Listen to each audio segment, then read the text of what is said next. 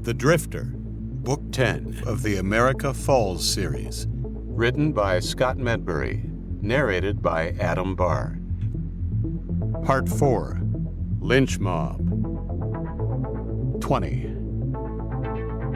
Marley stood over Ragland and David with her arms folded. He rolled off his attacker, who moaned and clutched his side. "What's your problem?" It was then he noticed the blood seeping through the pale fingers. Somehow, in the struggle, David had been stuck by his own knife. The wounded man's eyes bulged when his hand came away covered in blood. "You stabbed me, you bastard!" Marley swore under her breath, and Ragland's head spun. "Marley," interrupted Charlie. "Not yet, Charlie," Marley snapped, kneeling down beside David. "We need to get him to Claire. Can you lift him, Ragland?" Ragland looked around to find David's sidekick, Blackbeard, had disappeared. "Why not?" he said, feeling slightly peeved at the accusatory look in her eyes. He bent over and helped the wounded man to his feet and put an arm under his shoulders. David screamed and almost ruptured Ragland's eardrums. "Got him," he said, looking at Marley. "This wasn't my fault, you know." "Less talk. We need to go. Charlie, run ahead and prep Claire. This is a nasty one." Despite everything, Ragland would help the bleeding man to Claire so he could be stitched up. But he wasn't doing it for David. That much was certain. He and Marley set off into town in the direction of Claire's office. The walk, while hampered by David's moaning and squirming, took less time than expected. Within 8 minutes they were at the front door, held ajar by a crimson-faced Claire. Her eyes ran through Ragland like hot daggers, her jaw working overtime.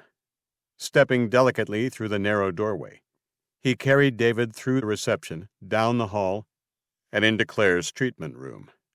There, he helped him onto a bed that was already prepared for him. Claire appeared behind him, reaching for her stethoscope and pressing the circular end against David's chest after she and Marley had removed his shirt. There, for all to see, his stab wound oozed blood. She went to the sink and washed her hands in silence, the room filled only with David's groans, before grabbing a cloth and cleaning his wound with alcohol and covering it in gauze to stop the bleeding. "Marley," Claire called, turning to the doorway where the mayor had retreated. "Could you grab me the liquor from the right cupboard, bottom shelf?" "Sure," Marley said, her face as pale as David's. She retrieved a large bottle of overproof rum, still labeled, and handed it over. "That's some of your good stuff there, Claire." "I know, but it's the best stuff to ease the pain quickly." Ragland watched Claire looking for a cup for David to drink from. Already feeling in the way, his thoughts were interrupted by Claire's withering gaze. "You can go. You're no use here." Ragland nodded. "What did Charlie tell you?" "That you're fucking bad news." A pause, still watching the gauze to check for blood. "No. He said it was an accident, but I don't want an excuse. As far as I'm concerned, you're bad news. Please leave. I need to work here." Marley nodded at Ragland, reaching out for his arm. "Come on." As he went through the door, he paused. "Claire, where did Charlie go?" "He went back to the gate," she said. "There's something going on." "Thank you." Back outside in the street with Marley, Ragland noticed how soaked through his shirt was from David's blood. There was no time to change. "I need to get to the gate, Marley." A heavy sigh escaped her lips. "Go. See what the fuss is about. Rahul will help you deal with it. We'll deal with this later," she said, then turned and headed back to Claire's door. "Marley?" The mayor stopped and turned to look at him. "What?" He found he didn't know what to say.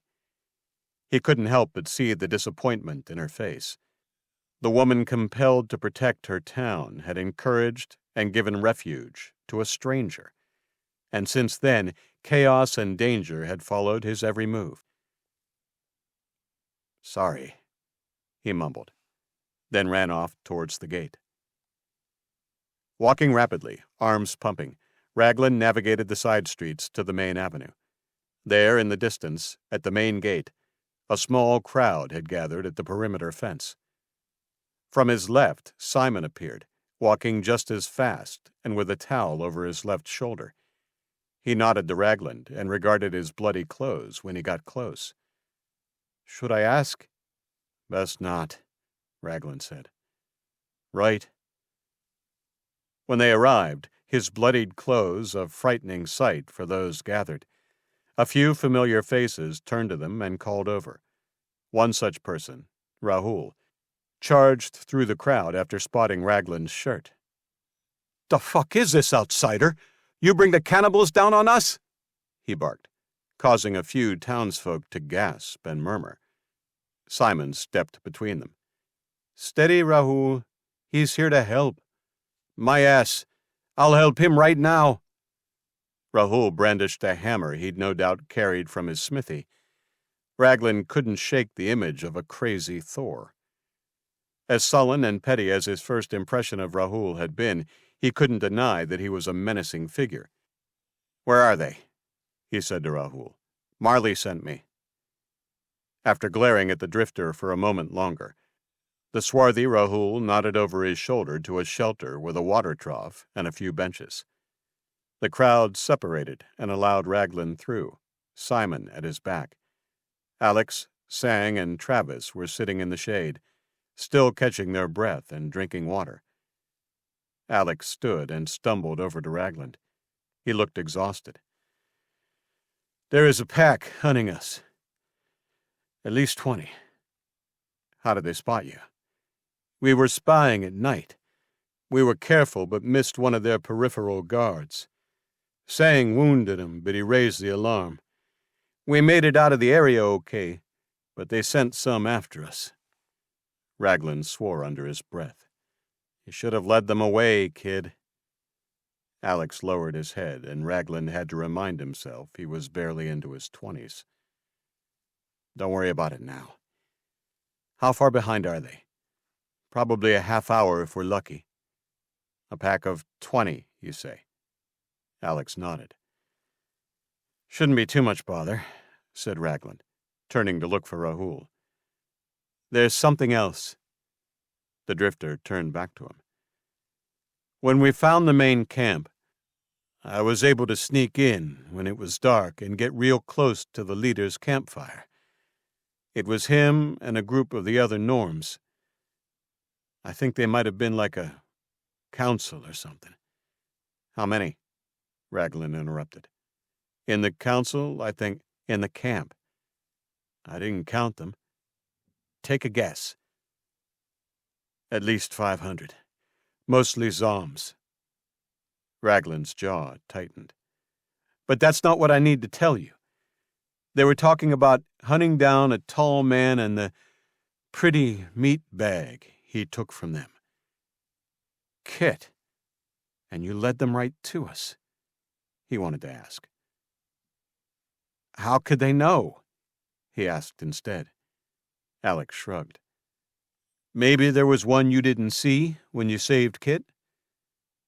Ragland didn't think it likely, but there was no other logical explanation. He turned to Simon, who had been watching the interaction with a worried frown. "Can you tell Rahul, we need people on the wall with bows and guns, ASAP, and someone needs to get word to Marley that we're going to have visitors." "What do you want me to do?" asked Alex. 21. Barely were the words out of his mouth when the siren split the air for the second time that day. They looked at each other, and then moved out from under the cover. Ragland looked up just as Charlie poked his head over the rail. "Strangers, and they don't look friendly. I count 21. "I'm going up," he told Alex. The blacksmith appeared. "Rahul, do you have more bows And people who can shoot them?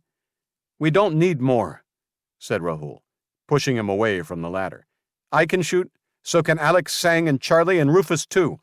We have a stash of bows and arrows on the wall. Come on, you two.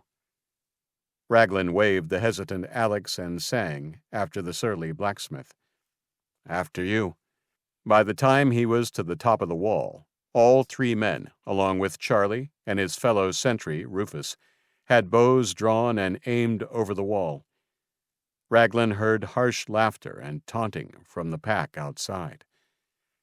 As he approached the rail, Rahul jabbed a finger at him. I'm watching you. If you give a signal or say something to your buddies out there, I'll cave your face in. I don't doubt it, Rahul. 20 yards from the gate, the cannibals were assembled in a group, a rancid gathering of dirty flesh and blackened teeth. They were armed with a variety of spears and clubs. One man stood out from the rest. He was taller and more upright than the zombs around him, and on his forehead had the livid pink scar tissue of a carved pentagram. But what really set him apart were his eyes. They found Ragland and zeroed in on him with a focus and intelligence that the others did not possess. He smiled, revealing a line of teeth sharpened so they resembled those of a shark. Ragland drew himself to his full height and gestured to the archers either side of him. Wrong town, friend. Best turn back. The cannibal leader's laugh sounded like gurgled spit. It proved infectious, and the rest of his pack joined in. No, he said. I don't think we'll leave just yet. You have something that belongs to us. Where is the pretty piece of meat you stole? Alex growled, and before anyone could prevent him, he loosed an arrow that embedded itself in the eye of the cannibal shuffling from foot to foot beside the leader. The pale creature spasmed briefly, then fell back dead. The leader didn't flinch, or in fact, even look at his fallen comrade. His smile widened. Was that meant for me? He scoffed. You need some practice, boy. As the cannibals laughed, a furious Alex fumbled for another arrow, but Rahul, apparently satisfied at Ragland's handling of the situation so far, lowered his bow and put a restraining hand on the boy's wrist. Somewhat unnerved at the unafraid complacency of the leader, Ragland hid his disquiet by joining in the laughter. No, it wasn't meant for you. First was a warning. Second will be final word, he said. To reiterate his message, Rufus, Charlie, and Sang all turned their aim on the leader, pulling their strings taut. The cannibal's smile faltered momentarily before he nodded. Okay. Well, we'll be back, mister. But your chance to hand over the pretty meat bag is gone, he said, sneering. He made a loud clicking noise with his tongue, and in unison, his mates turned and scampered off towards the woods, shrieking, Meat! He gave one last smirk at Ragland and turned to follow. When they had all vanished into the undergrowth, Ragland let the bowstring slack and placed it against the rampart. What now? Charlie asked, as they lowered their bows. The old man looked back into Bakerstown. This town needs to prepare for a fight. A big one. A war? Yes, Ragland nodded, looking Alex dead in the face. And I don't think it's ready. You know nothing about our town, growled Rahul. Besides, I think they are full of shit. Marley will decide what's best for this town, not you. Who says there was any cannibals there? Shouted one of the gathered Bakerstown citizens. "Hoax!" screamed another. "I don't trust him. He tried to kill David." A voice of reason challenged them. "I heard him. Only a matter of time before those cannibal fuckers come back. You heard what they did to Kit." Rahul had disappeared when they'd reached the bottom of the ladder, and now Ragland and Alex fought their way through the crowd. They were accosted by the heavy hands of agitated residents. "What did they look like?" A woman no older than 20 asked Ragland, her face plastered with sweat despite the cold. "Like killers," was all he could say. He raised his arms and fought through the tide to the edge, where the shouted questions chased him up the main avenue. Behind him, he could hear the booming voices of Alex and Simon, both big enough to hold a few or so back and to encourage them to go back to what they were doing. Grateful again, he made a beeline back to Claire's. There was only one item on his agenda: speaking to Marley. They had to begin arming the town now, yesterday, and they would need to bolster their wall defenses too. Ragland shuddered at the thought of what would happen if they came back in force and breached those gates. He closed his eyes as he walked, pressing his thumb and middle finger into them, a habit he developed whenever he was stressed many years ago. When he blinked back the light, the figure of a girl with long black hair and a splotch of a face as pale as snow rushed towards him. It was Kit, of course. "Oh, my God," Kit gasped, her hands going to her mouth, her eyes drawn to his bloodied clothes. "She was right. Oh, my God." "No time, Kit. Where's Marley?" She's back at the doctor's office, with Claire, trying to fix up David. You fucked him up bad. Rahul is there, too, but he wouldn't speak in front of me." "Right," he said, breaking into a march. "Hey, wait, you better be careful. They are really pissed with you." Kit followed Ragland back through town to Claire's office, only to learn Marley wasn't there. Claire had shut the door to the treatment room when they arrived, making sure he didn't butt heads with her patient, David. She folded her arms. "You need to leave," Claire ordered. "Now." Ragland held up his hands. "Listen, I know I haven't made the best first impression here." "First impression," she scoffed. "What about a second or a third?" "Claire, don't Claire me." She jabbed a finger at him. "I've got a guy in there with a hole in his guts. Just the other night I was sewing your ear back on. We haven't had incidents like this in over a year. Now, all this in just a week?" Kit stepped up. "Claire, I wouldn't be here if it wasn't for him. We have to listen." "I get it," the medic said, with her arms still crossed. "But it doesn't undo what he's done here." Ragland shook his head. He didn't have time now to mend this particular bridge. "Forget it." Without another word, he left the office, throwing open the door with a little too much force, and disappeared down the street. Ragland, now on autopilot, wandered around Bakerstown thinking over his next moves as he sought out Marley. He couldn't understand why she wasn't actively looking for him. Surely the others had told her about the threat from the cannibals. He had to convince her it was serious. They needed an urgent meeting to arm and prepare the town. Scuffing his boots along a sidewalk some hours later, his eyes cast over the painted facades of old stores and the stencil-covered windows of offices and old cafes, now converted or unused, and a feeling of hopelessness came over him. Something in the mood of the town had changed. He saw it on the faces of passers-by. Some looked wary and worried. Others looked fine, happy even, as if they hadn't heard about the events of the morning, or that they didn't matter. It staggered Ragland how something so obviously real could be cast aside by some as a hoax, or as something trivial.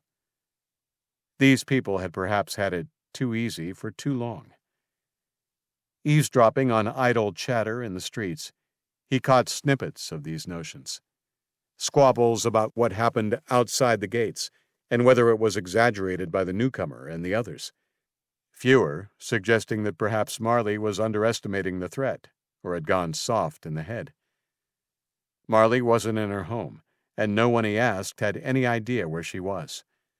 Ragland decided to head to Simon's. For the first time in an age, he felt like he needed a drink of something stronger than water. Simon slid a cup towards Ragland and filled it up with a dark liquor from the cupboard behind him. Ragland held it up to his nose and took a quick sniff. "It won't kill you," Simon laughed, "but it packs a punch." Ragland raised the cup. "Your health." He swallowed it in one gulp, feeling it run down his esophagus like liquid fire and settle in his stomach, leaving his eyes watering. "Wow," he rasped. "Told you, eh?" said Simon, throwing a dishcloth over his shoulder.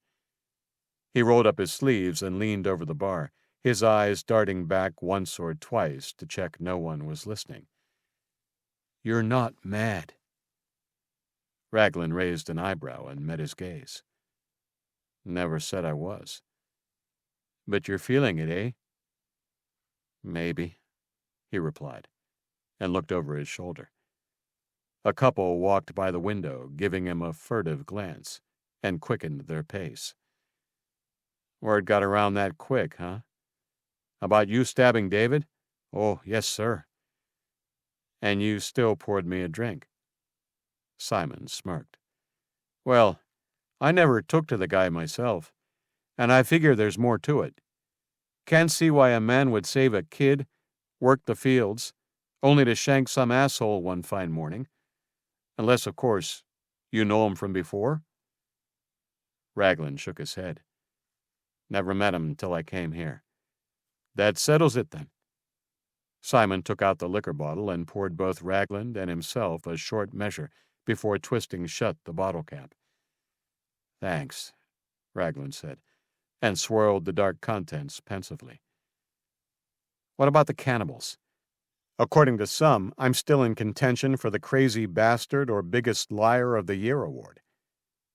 Simon didn't respond right away. He eyed his own drink for a minute. Ragland could practically hear the cogs whirring in his head. "Had the same thoughts myself before they showed up this morning." "Right. I guess the town needs a wake-up call. Not everyone has it as good as us, right?"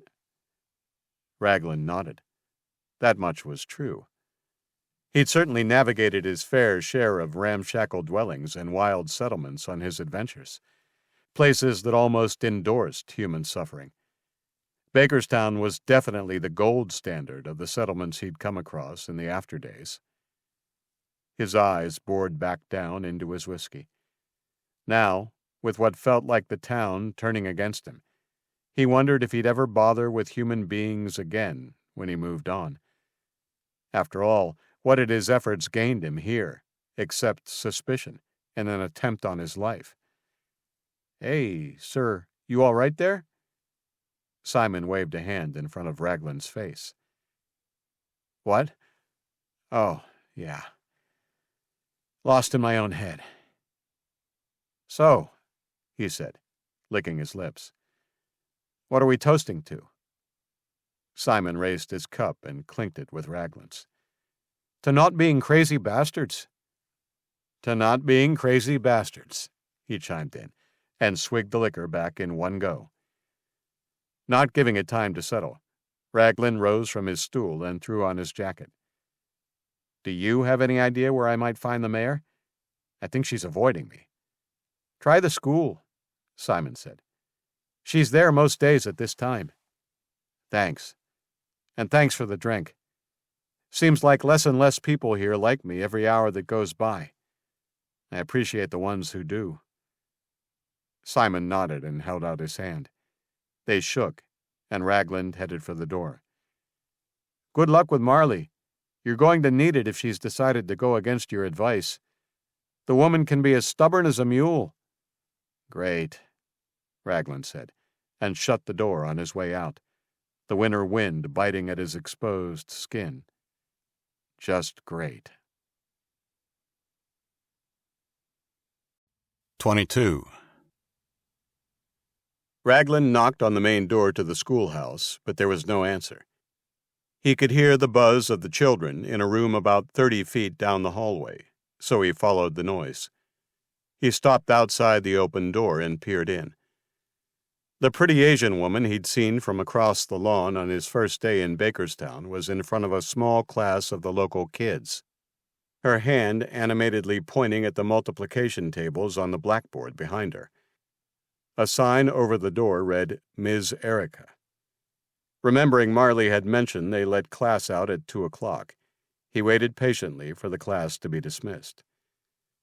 He only had to wait 20 minutes or so until a chorus of wooden chair legs scraped across the floor and a stampede of hurried feet headed for the door. Ragland stepped to the left as they poured into the hallway. The kids, oblivious to his presence, charged down the hall and into the sunny afternoon. Once he'd sensed the way was clear, he knocked and took a few steps into the classroom. Erica eyed him as she tidied a stack of papers on her desk. Yes? Ragland was taken by her green eyes. She stopped what she was doing when he didn't answer right away. Can I help you? Sorry. Name's Ragland.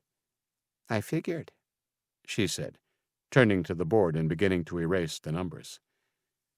What can I do for you? A little old for basic math, aren't you? Ragland smirked. I guess I am. I'm looking for Marley. Simon told me she'd be here. Might be, she replied, then put down the board eraser and started moving around the classroom, tidying the desks of the children. It's urgent I speak to her, Ragland pressed when nothing more was forthcoming. Sensing she could be an asset in influencing a response to the cannibal threat, he took another couple of steps. This town is in trouble. Is that so? Yes. Perhaps you could teach creative writing next week? She grinned at him, her smile pulled extra wide to hammer home the condescension, in case it was missed. Ragland sighed.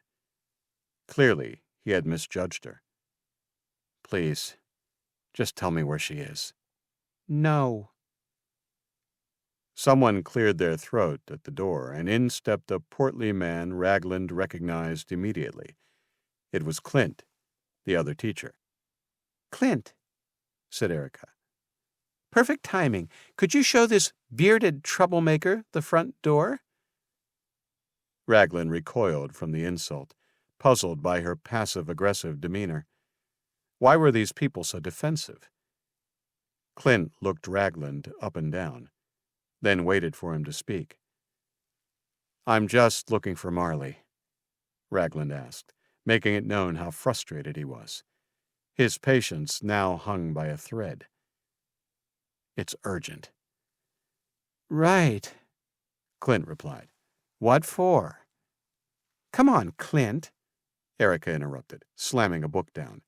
Can't you see he's trying to cause trouble? Just get him out of here. Clint shrugged and motioned to the door. Best you be going, he said, almost apologetically. Come on. Ragland didn't move.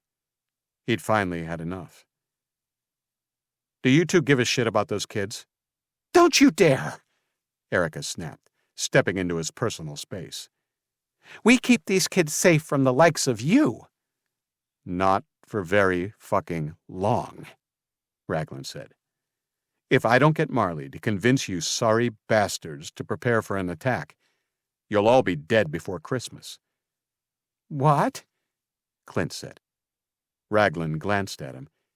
The teacher's head was tilted to the side like a curious dog. Erica rolled her eyes. The cannibal thing? She smirked. They don't have the numbers or the wherewithal to attack us. We're well armed and well protected, and guess what? We've managed for nearly 10 whole years before you came along. Show him out, Clint, please. Ragland shook his head and leaned over Erica. You've all lost it, he growled. A large hand grabbed Ragland by the arm and pulled him back. "Come on," Clint said. "We don't want any more trouble." "More," said Ragland, shaking him off easily. "What does that mean?" "Forget it," the teacher said, his voice quavering. Ragland sensed his fear and knew that trouble meant the incident with David. His reputation had really soured in the space of a few hours and through no real fault of his own. The people of Bakerstown feared him now. The notion hit him like a freight train. Perhaps that was it. He'd given them a focus, a bad guy. Of course they wouldn't care about the half-believed threat of the cannibals while a perceived threat was amongst them. It was the drifter they'd welcomed through their gate, who had stabbed one of their own, and who'd now become their villain. Ragland's shoulders slumped, and he allowed Clint to lead him out of the classroom. Halfway down the hallway, their footsteps echoing, Marley's voice called from the other end. "Clint?" The big teacher stopped, turned Ragland around with him, and called back. "There you are," Clint said. He gripped Ragland's arm more tightly, a warning not to try anything. "What's going on here?" Marley asked, with her hands planted firmly on her hips as she approached the two men. "Says he was looking for you. Were you expecting him?" Marley's eyes moved between them both, then settled on Ragland. "No. But since when does anyone need an appointment to speak to me? And why are you holding him like a naughty child? Let him go, Clint, for God's sake." He dropped Ragland's arm instantly. "Sorry, Mayor. He's just been pestering Erica about seeing you." Erica appeared in the classroom doorway, behind Marley. "I can speak for myself, Clint," she said, arms folded. Marley turned and stepped back to include the teacher in the conversation. She seemed keen to address what had happened. "Well," Marley asked, "what is the problem? And no bullshit, please." "He's stirring up nonsense about the cannibals," Erica said. "Came barging in while I was teaching. Rude, undignified, and uncalled for, Mayor. I really must protest." Ragland ground his jaw at the exaggeration. "Barging in? What the hell is your problem, lady?" "This ends here, Erica," Marley said. "Now. I'll decide who I want to speak to, not you. Next time someone asks, you pull your head in and call me, okay? I don't need a receptionist." "Of course, I didn't mean to," Erica stuttered. "I know you didn't, which is why I'm reminding you." She took Ragland's elbow. "Let's go for a walk." Marley led him outside into the crisp, bright afternoon. "Don't let Erica get to you. She has a little thing for David. Unreciprocated, thankfully for her. But that probably tainted her perception of you a little."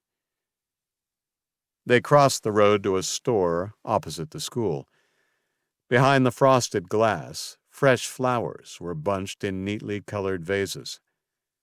Outside, in a few wooden baskets and crates, other selections rested in beds of compost and soil. With delicate movements, a young woman with curly brown hairs snipped at a few branches and watered the base of others. Marley, with Ragland just behind, stepped onto the sidewalk and bent down to inspect the seasonal flowers. "Casey, you and Fred possess a magic I have yet to find a name for," she marveled. Ragland had to admit, the array of vibrant colored flowers did impress. Casey, the woman in the apron Marley had addressed, put down her trowel and responded in an accent so southern it caught Ragland off guard. "That's just what we call God's honest work, Maya," she laughed and hugged Marley. "How are you? What brings you by today? You didn't kill the violets I gave you, did you?" "Of course not. They're very much alive and well on my dining room table." and still gorgeous. "I've come to show my friend here your boutique." Casey looked over at Ragland, then craned her neck up to meet his eyes. "My gosh, you sure are a tall one, ain't you?" She held out a dirty hand, all smiles and bright eyes. "Nice to meet you. Name's Joshua Ragland." "Casey Jones," she replied in her southern drawl. "Originally from Mississippi, if you can't tell by my sultry tones. Freddie's in the back there, sorting out the compost." Ragland nodded, noting she hadn't flinched when he'd said his name. "Mind if we go in and say hello?" Marley asked. "Go ahead," Casey beamed. "It's always mighty nice to see y'all." So they did. Giving her another nod, Ragland followed Marley into the store, the walls stacked high with plant pots and flowers just like the ones outside, a rainbow of color. "Wow," Ragland breathed as he inhaled the fragrances. "I didn't expect this." "Oh, we do just fine in old Bakerstown," a deep voice boomed from somewhere at the back of the shop. Ragland craned his head and spotted a young man with a receding hairline who was probably no older than 20. He was bent over a plant by the counter. He stood up to greet them, his jeans muddied worse than Casey's. Fred held out a hand. "Nice to meet you," he said to Ragland. "My, you must be the oldest man I've ever seen. No offense. How old are you, if you don't mind me asking?" Marley shook her head. "Really, Fred?" "I'm just asking." "It's fine," Ragland replied, used to being a curiosity to most survivors. "I'm 34. I get it a lot. I was one of the oldest when the virus hit and killed most of the adults off." Fred chortled. "Bet you've been asked that a few times since the fall, right?" "Right," Ragland confirmed. "Give or take 1,000. Fred laughed again and rubbed the top of his bald head. "That old and you still have more hair than me." They all laughed. "Anyway," Marley pressed, "it was nice seeing you. Give my love to the kids, and I'll see you tonight." "Right you are, Mayor." Fred nodded. Back outside in the street, Marley took Ragland by a few more spots, reminiscent of his first tour of Bakerstown just over a week ago. He waited for her to raise the issue of the cannibals, but finally realized it wasn't going to get discussed if he didn't raise it. By the time they were done, and the sun had sunk into a thick smudge of clouds over the hills to the west, Ragland pulled Marley aside opposite a row of houses at the edge of town. "I don't suppose there was a meaning behind all of that?" "Actually," she said, "there was." "Marley, the threat out there is real, and you can't be complacent. I know you love this town, which is why I know you'll protect it. If Bakerstown wants to see another spring, it needs to prepare itself now." The mayor's shoulders sagged, making her seem many years older than what she actually was, a girl in her mid-20s. She climbed up onto a nearby fence, sitting on the top and resting her feet on the bottom rail. "We can't, is my point." "What?" he asked, as he zipped up his jacket. "You saw them. My people, Bakerstown. Most of them are just good, honest people. We all are. Many of them didn't fight to keep this place. Only a handful of us did, and only we have blood on our hands." Marley looked down and rubbed a thumb across her left palm. Even in the faint torchlight, he could see the scar. "We want to keep it that way. Many of them have never fought, never taken a life. We can't afford the chaos that hysteria and war panic might bring, especially when many know they can't defend themselves." "But they can," Ragland shouted. "If they can hold a bow, a club, or a gun, If you still have them, they can fight." "No," she said, tears in her eyes. "They can't. And I won't have them either." Ragland couldn't register the words. It took him a minute to process. "But you'll be slaughtered." "By the words of a few and from a threat unconfirmed," she said, and climbed down from the fence. "Let me worry about this town, Joshua. I am its mayor. And I'll find a way so that we won't need to fight." 23. Early winter snow drifted and fluttered down from a steel-gray sky. Ragland, perched against a row of hitching posts, spent the morning after his disappointing conversation with Marley thinking about his next move. Just how could he convince the town to prepare for a fight when the mayor thought there was another way? He had half a mind to call it quits and leave, but he knew he wouldn't. His fingers found the onyx stone on the leather thong around his neck. He surveyed the faces of those walking by, wrapped up to keep warm, their eyes cast to the heavens in wonder at the falling snow. No, he couldn't leave, because he'd regret it for the rest of his life. He needed to speak to Alex. Making sure his makeshift poncho was tightened under his chin, he began walking to the gate. Ragland spied the man he was looking for astride a chestnut horse, loping slowly toward him 5 minutes later. It was a beautiful specimen. "Morning," Ragland called up to him on his saddle and nodded. Alex smiled. "Morning, old man," he said, with a glint in his eyes. Snow day happiness? "Hey, want to give me a hand?" "Sure thing." Ragland took the reins from Alex, which left him hands-free to climb off the saddle and unload the saddlebags. The sleeve of his winter coat rode up, and for the first time Ragland noticed a long scar on his wrist, the rest of it hidden under his shirt sleeve. He didn't want to ask about it just yet, so he steered the horse over to the hitching post and tied it neatly. The horse whickered and bobbed its head. Ragland smiled warmly, reached up with a hand and rubbed its face a few times. "Gorgeous. Does he have a name?" Alex heaved the saddlebags over his shoulders. "She sure does. Barbara." Ragland raised his eyebrow, and then bent over to look under the horse's belly. "I see. Sorry, I guess I thought someone was feeling the cold." Alex chuckled. "So, Barbara, how did you come up with that?" "Found a stash of comics in the library. Batman comics. Jenny let me have first dibs. Kit's a fan, too. It's kind of how we hit it off. Sorry, I'm rambling." "Jenny?" Ragland asked.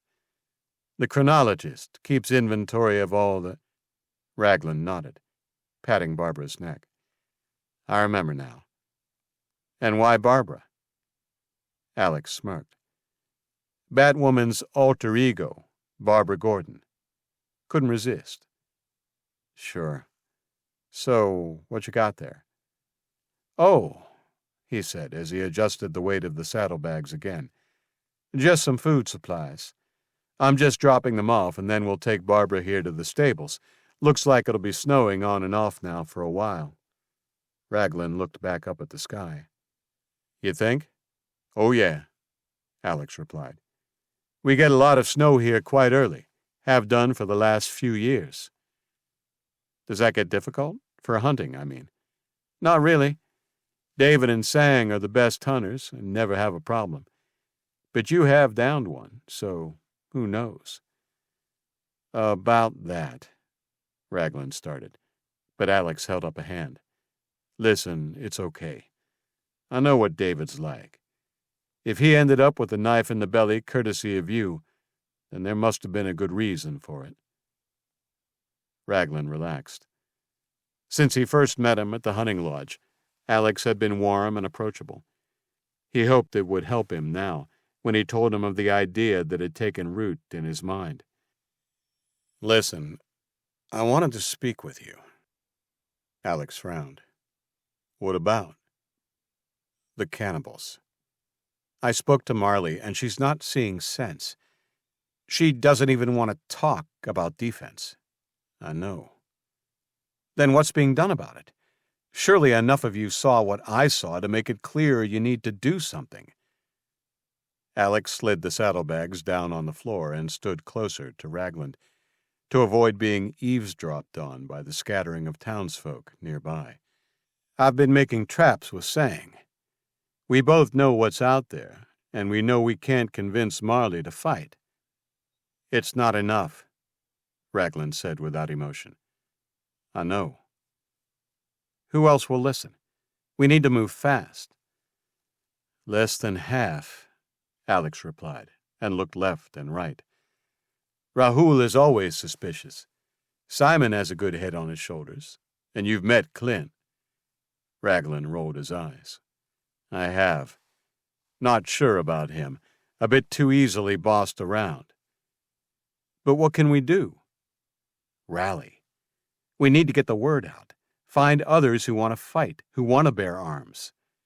Most people don't know how, he said. Most came here once the fighting was over. David and his boys can fight, but for obvious reasons I don't think they'll listen to you. No, said Ragland, hoping that the injury to David would keep him on his back while they worked this out. Ragland kicked a stone down onto the road, disturbing Barbara. He patted her neck again and brushed off the dusting of snow on her mane. Listen, he said. Get these supplies off. I'll take Barbara down to the stables and ask around. We need to do something. Where's Kit? Okay, but be careful. I've heard lots of talk about what happened between you and David, and a lot of it isn't friendly to you. And Kit, she'll be at the farm, I guess. She likes the cold, so she'll be out in it.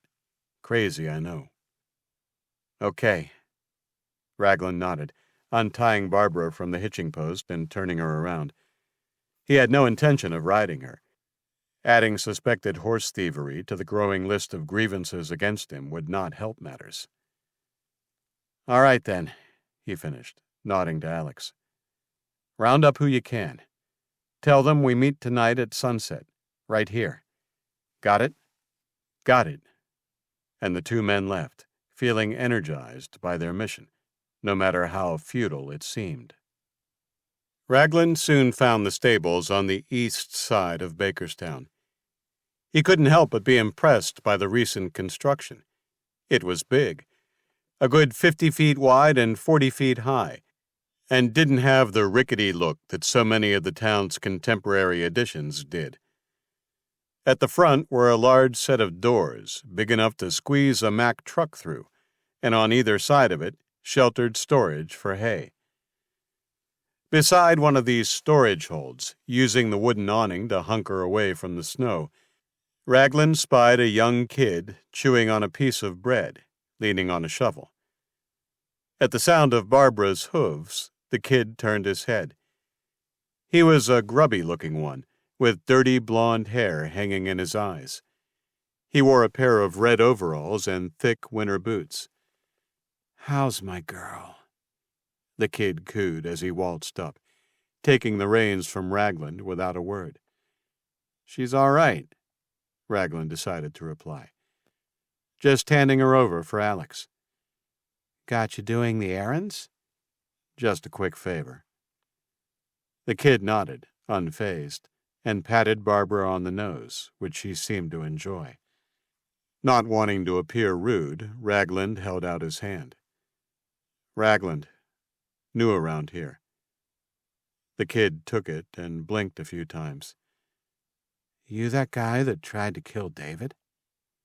"Look, kid, if I had tried to kill him, he'd be damn well—" Ragland heard the strident tone in his voice, and his voice trailed off. He took a deep breath. No, I didn't try to kill him. He's fine. Hopefully he's learned a valuable lesson. Okay, the kid replied with a shrug. My name's Jerry Walker. Good with the horses. I can tell. And Ragland meant it. Jerry looked 15 at most. He was short, dirty, and disheveled, but looked extremely at ease with Barbara. Let's get her in and fed, Jerry announced, and Ragland followed the men. Inside the barn, a series of partitioned stalls ran down either side, filled with hay and horses, including a chestnut with a distinctive white mark on its forehead. He recognized it as David's mount. Gorgeous, ain't she? Jerry said to Ragland after he tugged his gaze from the horse. She is, he replied. A beauty. Want to take a horse out? Jerry asked. Ragland felt weird about the kid's sudden sense of trust. Perhaps he was paranoid, but something about it didn't seem right. No. Then what can I do for you? No offense, but if you ain't here for horses, then I need an idea. Sorry. Ragland decided to throw caution to the wind. He had little time, and they'd need every able person ready for when the time came. Ever seen cannibals outside the walls? Nope. Jerry paused. He'd been busy tending to Barbara, who now stood behind a closed gate, nudging at Jerry's hand to feed her. Heard about them ones at the gates. Is that true? It is. Why, has someone said otherwise? The kid shrugged as if to suggest the answer to that was obvious. Half the folks think it was all some prank from Alex. Some say it's a hoax. Who does? I ain't telling, said Jerry, turning back to tend to Barbara. Frustrated, Ragland grabbed his shoulder and swung him back around. Listen, Jerry, this isn't a hoax. The threat out there is real, and no one here is ready to fight. Would you fight if you had to? Jerry looked at him with wide, fearful eyes. What do you mean? I mean, if a horde of cannibals came through those gates, would you be ready to fight them? You let go of my brother! A whip crack of a voice sounded from behind him. Ragland let him go, and when he turned, found himself confronted by a feisty young woman of about 20, and behind her a burly man of about the same age with a well-used baseball bat cradled in his left hand. An older, whippet-thin but tall man of around 24 appeared alongside them with a machete. I think it's time you left, she said. Ragland eyed off the men who had stepped around her. From their determined faces, he could see they were ready to do what they had to. The girl looked just as determined, and he noticed she also carried a weapon, a knife with a long, thin blade. The corners of his lips curled up. Maybe there are some ready to fight after all. He nodded and turned back to Jerry. Whether we want to or not, kid, we get called to fight for those we love, just like your big sis is doing now. See you around. He left the barn, giving the group a wide berth. No hard feelings, he said to Jerry's sister. We were just talking. You should ask him about it. She didn't respond, and he felt her steely gaze pricking at his back, all the way back to the road. A few other residents had gathered to Sticky Beak and cast their own looks of judgment Ragland's way. Time, evidently, was not on his side. He felt it. There was growing tension in the air, and most of it felt like it was centered on him. The people of Bakerstown wanted him gone, and maybe as soon as tonight. 24. Let me, Ragland said, when he came across Claire struggling with a large box of supplies on the sidewalk as the snow fell. I don't need your help, said Claire, standing up and stretching her lower back. She looked exhausted. I know, he replied, bending over and hoisting the box into the air. But I'm giving it anyway. By the desk, fine? Several emotions warred on her face before she finally gave in. Fine, sure, just by the desk is fine. Smiling at his small victory, he carried the box through the door and into the main reception area, which had already been loaded with a few much smaller boxes and bags of equipment.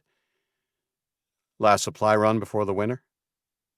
Claire shrugged, choosing to work some smaller items out of their crates rather than engage in conversation. Ragland didn't give up. How's David? Great, considering you tried to murder him. Claire, I met him in kind. Had I not, you'd have been burying me 6 feet under. She stopped what she was doing and blew a loose strand of hair from her face. What? You didn't figure to ask what happened. Oh, he told me. I know David's an ass, but a heated argument never warrants a knife to the gut. Never. Is that what he told you? Ragland raised an eyebrow, incredulous someone so resourceful and smart could buy into such horseshit. Sure. I believe him. Seems he missed out the bit where he broke into the creaky with his buddy and jumped me. You know the knife was his, right? Claire stopped what she was doing. She had her back to him, so Ragland couldn't gauge by her face what she was thinking. He decided to test her patience. Do you still have it? The knife? It's in my office. She turned and looked up at Ragland as if weighing up his side of the story. Then she frowned and marched down the corridor to her office. He followed. By the time he reached the doorway, Claire had plucked the knife from a drawer. It was still caked in blood, likely put aside after the incident without a second look. The old man leaned against the frame of the doorway and folded his arms. Claire turned the knife over and peered closely at it. Shit. Ragland stepped into the office and, shaking her head regretfully, she handed the knife to him. Handle first. What is it? Ragland asked, after turning the knife over and failing to spot anything. Look at the handle. Ragland looked more closely this time and noticed the vague scratching of 2 letters, D and H. His initials? Claire nodded. David Henderson, full name. No other D.H. in Bakerstown. She sighed. I owe you an apology. No, you don't. She looked at him sidelong. Yes, I do. Don't be an ass. I know when to admit I'm wrong. She took the knife back and tossed it back into the drawer. Nobody's perfect, Claire. Not even me. A smile briefly lit up her features. He had made progress. But listen, he continued. I didn't just come here to set the record straight. It's not about whether you like me or not. Oh, really? Do tell. She narrowed her eyes at Ragland. It struck him, then, in the half-light of a lantern on her desk, how pretty she was. Behind her, snowflakes danced past the window, and he wondered briefly if it would be appropriate to tell her what he was thinking. Not the time, he told himself. No. I came here because out of everyone I've met so far, you seem to be a voice of reason that Marley might listen to. This is about the cannibals? Yes. She won't fight, or even tell me what she plans if they come back. If it's true that they'll be back, there's no way we could fight or hold them back. I agree with her. But do you believe me? Claire approached Ragland, peering up into his face to search for a hint of a tell. Her blinkered expression told Ragland she couldn't come to a satisfying conclusion. Instead, she stepped back and shrugged. Honestly, I don't know. I don't know you, and nor does the town. Does Alex's word count for anything? Claire froze, and a look of anger crossed her face. Really? She said. Alex's word? No, it doesn't. What do you mean? Ragland asked, genuinely puzzled. No one's told you? The last time Alex kicked off about a threat from a settlement 2 days' walk away, we sent a scouting party and lost one of them. Her voice cracked on the last word. She turned and pretended to tidy her desk. So, people don't really trust Alex. Took him a whole year to make it up to Marley and be given the watch command. Ragland felt foolish for having blindly trusted him, and equally terrible knowing he had been responsible for getting one of their folks killed, chasing a shadow. Still, that didn't change anything now. He's right this time, he said. Marley will find another way. Ragland sighed and pinched the bridge of his nose. This isn't right, he said. For Christ's sakes, they've been at the gates and told us they'd be back. I can't believe how many of you are turning a blind eye to this. Whoa, cowboy, calm down. We just mended a bridge back there. Seeing how worked up he was, she softened her tone. Fine. Let's take some fresh air and go and speak to... Claire stopped and cocked her head to the side. Did you hear that? She asked. Ragland listened intently and heard it too, a low buzz in the distance. A second later it became clear what the sound was. Is that people? He asked. Sounds like it, she said. And a lot of them. By the time Claire and Ragland had reached the main avenue, they could see in the distance a large gathering by the school. Several dozen at least, some of them holding up torches against a flurry of snow and encroaching twilight. Claire tugged the coat tight around her. What the hell is this? No idea. But isn't that David? Claire followed Ragland's pointed finger and groaned. That ass. I told him to rest or he'd open up those stitches. I'll kill him. The pair walked toward the crowd, and as they did, David spotted Ragland, and his voice boomed, grabbing the attention of everyone. There he is! The mob turned, and almost as one, rushed them, angry faces and lunging hands enveloping them. Claire yelled and tried to intervene, but she was tossed aside as they grabbed Ragland. He grappled with a few of the men trying to pin him down, punching one and elbowing another, but he was quickly overwhelmed and hit in the face and head several times before he was subdued. Kicking and protesting, 5 large men, including 2 he recognized from earlier at the barn, pulled him towards David and held him. David climbed to the top step of the store they were congregated in front of and gestured they should stand the prisoner on the step below, so the mob would see him clearly. The man of the hour, he declared after a theatrical pause. A trespasser, no longer welcome. Come on, David, Ragland grumbled, his face aching from the loose fists he'd caught. Stop this. Where's Marley? Where's Marley? Well, Marley don't have the balls to do what's got to be done with you, Ragland. We folk of Bakerstown have had enough, and we've voted, and Marley will have to honor that vote if we value a free world. Do we value a free world? He shouted to the people, who responded by yelling in agreement. Let me through, Claire called, struggling through the crowd before drilling the ringleader with a fiery gaze. David, you idiot. A show of hands is not a vote, and this is just a lynch mob. With a furious gesture, David had Claire grabbed and marched back the way she had come. She kicked and screamed all the way.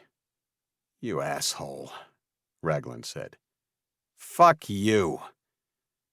David clenched his fist and drove it into the side of Ragland's head, drawing blood at the first punch. The crowd cheered and bayed like animals. Ragland raised his head once it had stopped spinning, and spat some of the blood in his mouth onto the dirt. His ears rang, and through the hair hanging over his eyes, he saw more people arriving, and, encouragingly, they were protesting to the crowd. He saw Alex, Simon, Viola, and a clearly frightened Kit, but the rest were caught up in a frenzy. For now, his would-be saviors were helpless, and he was on his own. Now, as I was saying, we voted, and it's a hanging we'll be having today. David basked in the power as the crowd roared, and reached behind him, taking something from Blackbeard. He thrust his hand into the air, and gripped in it was a rope with a hangman's noose. Cheers and baying drowned out the protests of the few in Ragland's corner. Boom! The shotgun blast behind the mob sent people scurrying with cries and screams of surprise. Then silence reigned for a few seconds as the crowd parted to allow a stone-faced Marley, shotgun in hand, to pass through. She pumped the shotgun and chambered a new round. Back off, all of you. From a baying mob to a group of chastened citizens, they obeyed immediately. David lowered the rope, his face red with anger. Stop, Marley. The town voted. They want him strung up for attempted murder. Look! David lifted his shirt to show the place where he'd been stabbed. It was a gruesome sight, now weeping fresh blood through rudimentary stitching. There were gasps and angry grumblings as the emotions of the crowd swung back his way. And by your own knife.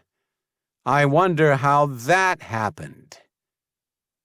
All heads turned towards Claire, including Marley's, as the medic shook off the two men holding her arms.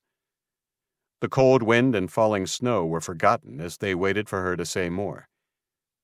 She made her way back to the front and stood between Marley and David, her eyes avoiding Ragland altogether. I saw the markings on that knife. Your own blade. Why were you there, where he sleeps, with your hunting knife? Murmurs rippled through the townsfolk. Ragland eyed Claire, thankful now that they'd made amends. She may have just saved his life. It's my property. I always have it on me. I went there to talk. Enough! Marley yelled, raising her shotgun but refraining from squeezing the trigger. This ends now. We did not build this place to act like animals and lynch people, especially a man who saved one of our own and tried to kill another, cried someone from the crowd. They were met with shouts of agreement. Christ, people, were you not listening? Called Claire, but acquiesced to Marley when the mayor held up her hand for silence. So, you would hang someone without a trial, Marley continued, tipping the cutter hat she wore against the onslaught of snow. That is not how we do things in Bakerstown. David, I will look further into this, and I better not find out you're lying. Release him. The men holding Ragland glanced at David, who nodded, apparently resigned to the fact his chance to deal with Ragland was lost, and they let him go. The drifter shook them off and stepped off the steps, spitting blood into the dirt and wiping the hair from his face as he joined Marley. For now, at least, she was still their leader. Gentlemen, he offered, mock saluting to the thugs. David scowled. The mayor spun around, regarding the rest of the mob, shotgun now lowered over her forearm, trigger finger resting outside. Now get. The show's over. Go on. They dispersed, some looking shamefaced, some looking angry, but none stuck around.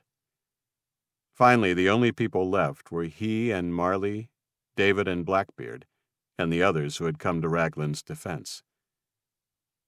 Come on, snapped David to his oafish sidekick. I've had enough of this shit. We'll be having more words about this, David, Marley called after him. The man paused and looked back at her, his hands clenched and unclenching. Finally, perhaps thinking better of mouthing off, he spun and walked on. Thank you, all. Things were getting hairy there for a moment. The others closed around him. No drama, although I'm sure glad Marley came along with her shotgun, Simon said, clapping him on the shoulder. Goddamn fuckers, said Kit. You should have finished the job on him. Settle down, Kit, said Marley, easing her way in front of Ragland. She looked up at him as if trying to find words. They didn't come, but he couldn't mistake the look on her face for anything other than regret. You want me to leave, don't you? I'm sorry, Joshua. I really am. I don't think there's much of a choice, she said, patting his elbow with her free hand. I need to nip this in the bud to clamp down on any influence that David might have gained from that performance. No, said Kit and Alex in unison.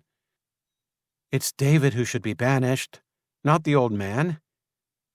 Ragland put a gentle hand on Kit's shoulder. It's okay, Kit. Marley's right. Trying to expel David could set something in motion that's more dangerous than the cannibals right now. He looked at Marley. I'll leave first thing in the morning. 25. Kit drew back her foot and kicked the empty can of beans as hard as she could. Ragland watched it sail, over the bed and into the wall. This is bullshit, she cursed as she stomped around the creaky motel. He had been awake when she knocked on his door just as dawn was lightening the eastern sky. And now, after 20 minutes of railing at the unfairness of it all, Ragland caught a glint of sunshine through the window. Morning had arrived, and the people of Bakerstown, except Kit and a handful of others, would not tolerate his stay a moment longer. He finished packing his gear, including a new bow and a quiver of arrows that Rahul had sent over the night before. It had surprised him, given their previous encounters, but Marley explained that the smith was no friend of David's. Once he'd been given the full picture by Claire, he had insisted on the parting gift. Aren't you even going to try to talk her out of it? No, Kid. This is the best option. Kit huffed and crossed her arms. I fricking hate them. They're so blind. This town used to be better, Gramps, I promise you. It was never like this. I believe you, he said. Everyone goes soft with comfort and routine. Gives people like David a chance to thrive. Hopefully Marley deals with him. Yeah. Ragland donned his thick winter jacket, zipped it up to the throat, and fed his arms through the straps of his backpack. In his left hand, he took his new bow and slipped it onto his left shoulder, leaving both hands free. How do I look? He said, grinning. Well, you know, like the old man who frickin' saved my ass, she said, then turned away abruptly. You all right, kid? Yeah, just like dust in my eyes or something. Shit. Ragland shook his head. He hated that he had to leave like this, and seeing her get upset hurt him more than he'd like to admit. Reaching up, he placed a hand on her shoulder. Want to walk with me to the gate? Kit turned, wiping her left eye and not fooling Ragland for 1 second. Sure. Taking one last look at the ramshackle hut he'd slept in for less than 2 weeks, Ragland peered about at the emptiness of it, the old bed, the rickety cabinet and the beaten-up wooden chair. It was cold, musty, and dusty, but he'd grown weirdly fond of his temporary home. Listen, there's one thing before we set off, Ragland said, clearing his throat. I want you to have this. The old man untied the worn leather thong hanging around his neck and handed it to Kit. She eyed the onyx pendant, slowly reaching out and grasping it. She stared at it resting in her palm as if it might come alive. Your sister's necklace? Mm-hmm. But why? She looked up at Ragland, eyes wide, searching for the motive that drove him to part with his most precious possession. I figured there must have been a reason why I've survived for so long in the wild by myself. Figured I had her looking over me. Kit didn't speak. Instead, she held it up close, turning the black stone over in her hands. Then, with care, she tied it around her neck and laid it down on her shirt. The sight made his chest tighten, and unanticipated tears stung his eyes. "Looks good," he coughed into his hand, and turned quickly to the door. Dust? She asked, with a bittersweet smile. Something like that, he said, and threw the door open. The walk through Bakerstown felt eerie. Some of the townsfolk, those that rose early, stood on the sidewalks and watched silently as he walked by. Ragland and Kit didn't speak, and apart from the crunch of frost on the road, all was silent. The snowfall had stopped overnight, but the alto-stratus clouds overhead promised a fresh dumping of powder soon. They arrived at the gate to find Marley with her shotgun in case of trouble, Simon, Viola, Rahul, and even Claire. Rahul busied himself with Charlie to ease open the gates to the wild beyond. With Kit still by his side, Ragland went to Marley and shook her hand. "Keep them safe, Mayor." She offered him a weary smile that didn't instill much confidence. "Will do, old man. Thank you again for Kit and for the work you did. I know what happened with David was... well, shit happens, I guess. And you got the raw end of the deal. And I'm sorry." "Forget it. You can't please everyone or be everywhere. It's done." Marley nodded. "Good. Well, I'm glad we met." "Me too," Ragland said, shaking her hand again. "Me too." Ragland continued with the others, getting a laugh from Simon and a warm hug from Viola, who said she didn't give a hoot about what the town thought, and he was always welcome back at the farm. From behind them, Odin appeared at the last moment, throwing his arms around Ragland before ducking away as if burned. "Good work, mister. Come back soon." Viola put an arm around the kid's shoulder, and Ragland ruffled his hair. Next was Simon. "Stay safe," said the big Canadian, as he pulled him into a bear hug. Last was Claire, who just the day before would have sent him on his way with a kick in the pants. She stepped forward, took his hand, and stopped suddenly, lowering her head. Ragland, confused and still with her warm, soft hand in his, looked at the others for guidance, awkward and unsure about what to say or do. Finally, lifting her face, Claire wiped a tear from her face and nodded. "Sorry for being so harsh on you, cowboy. Take care." Without another word, she let go and began to walk back into town, with Odin chasing along behind her. What was that about? He only got shrugs and confused looks in reply. Accepting he wouldn't get an answer, Ragland watched her for a few seconds, suddenly wondering what could have been if the circumstances had been different. Burying the thoughts quickly, he adjusted his gear and took one last look up the wide avenue into Bakerstown. In the distance, hunkered but not hiding in the shadow of a building, he saw David. The thug waved a hand, then turned it and flipped him the bird, a faint smile on his face. Ragland ignored the petty gesture from the petty man and turned to the gate. 100 yards away, the wilds of Pennsylvania waited for him. Kit was still with him as he crossed the threshold. "Take care, kid," he said, pulling her into a hug. "I will," she said. Then, as they pulled apart, "You remind her of John." "Who?" he asked. "Claire's man. He died early last year." Something fell into place. The scouting trip? Alex? Kit nodded. "He didn't mean to. It just... But it might be why she's, been off with you and stuff." Ragland sighed. "Explains a lot. Well, kid, this is it. Look after yourself, you hear? Keep that onyx safe, and it will do the same for you." "Roger that, Gramps.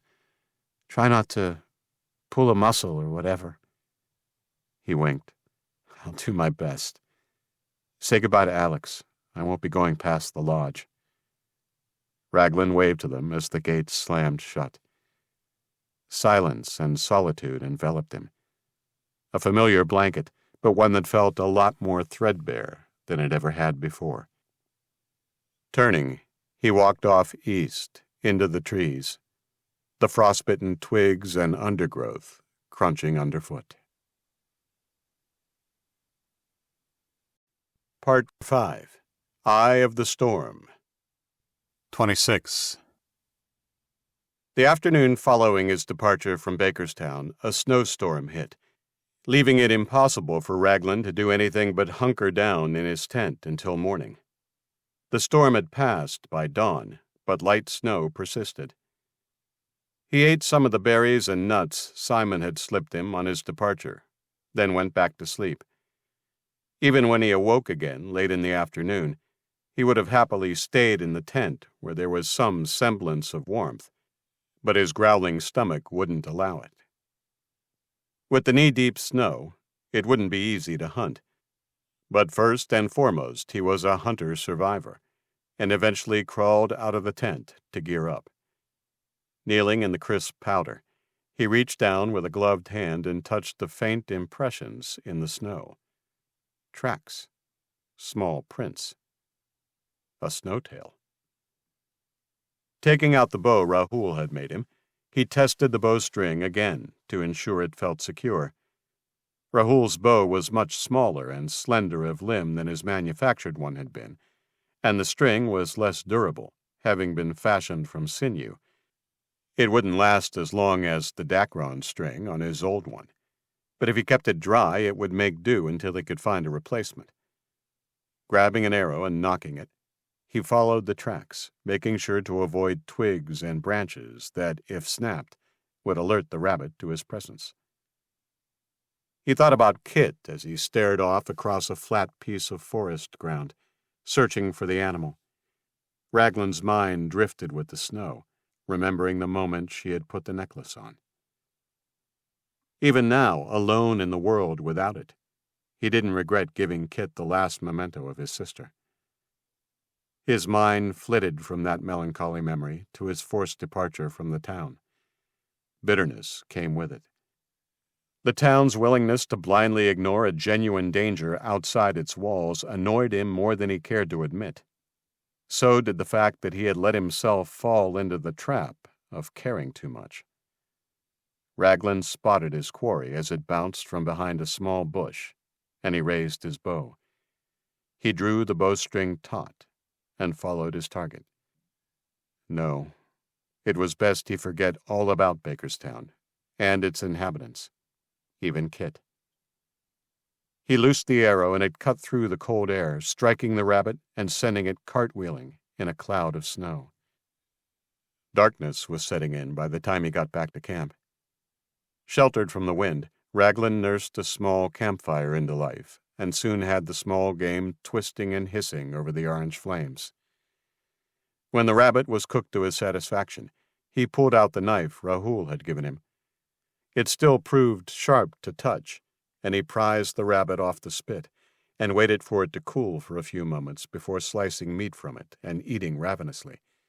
The meat, though tough, tasted delicious. A hard-earned meal always did. Halfway through his meal, Ragland heard the snap of a branch behind him.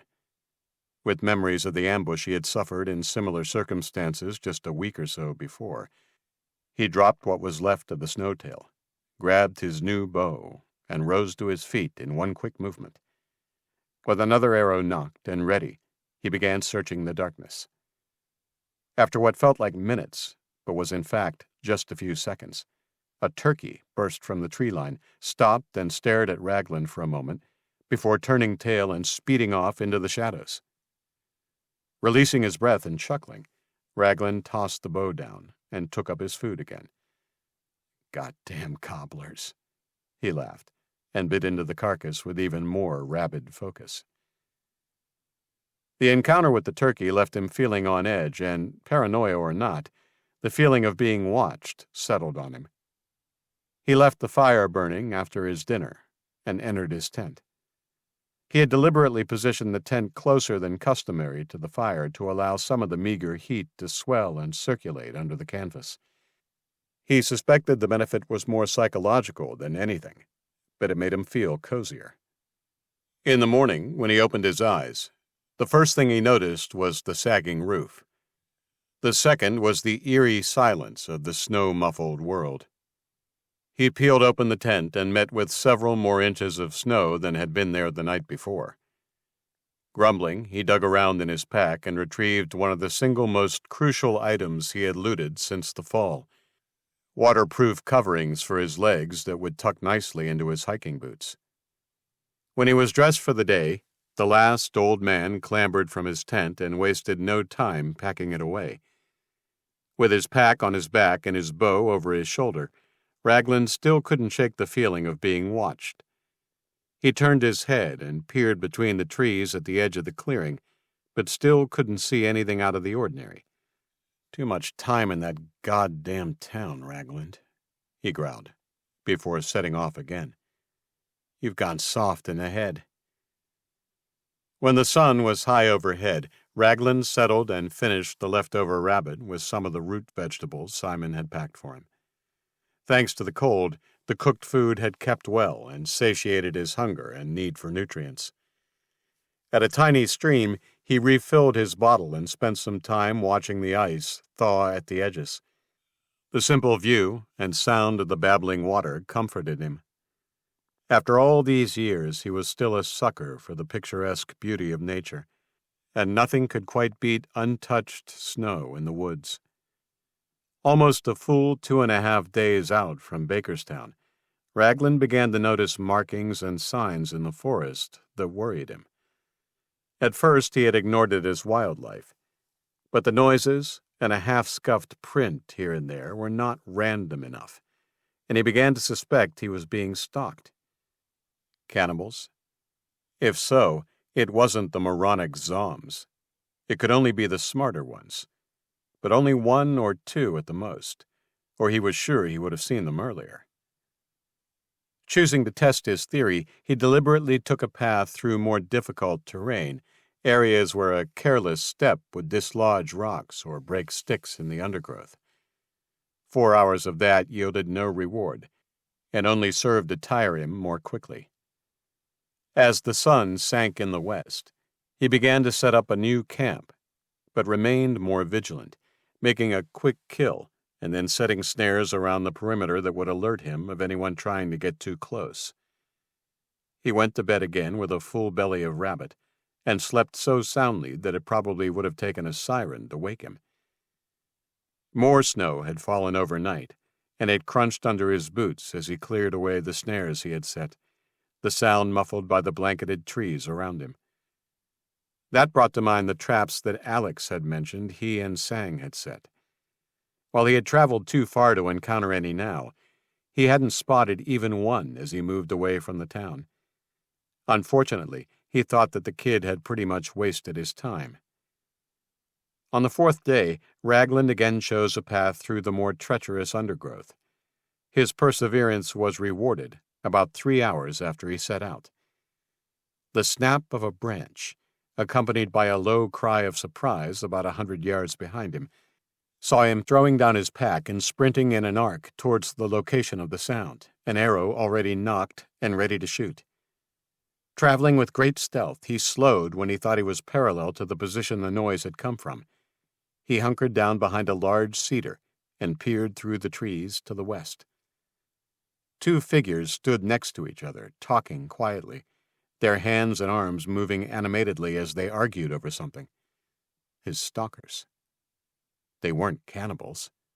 In fact, they were clothed in pristine snow gear and boots, and both carried bows, not the usual choice of weapon for cannibals.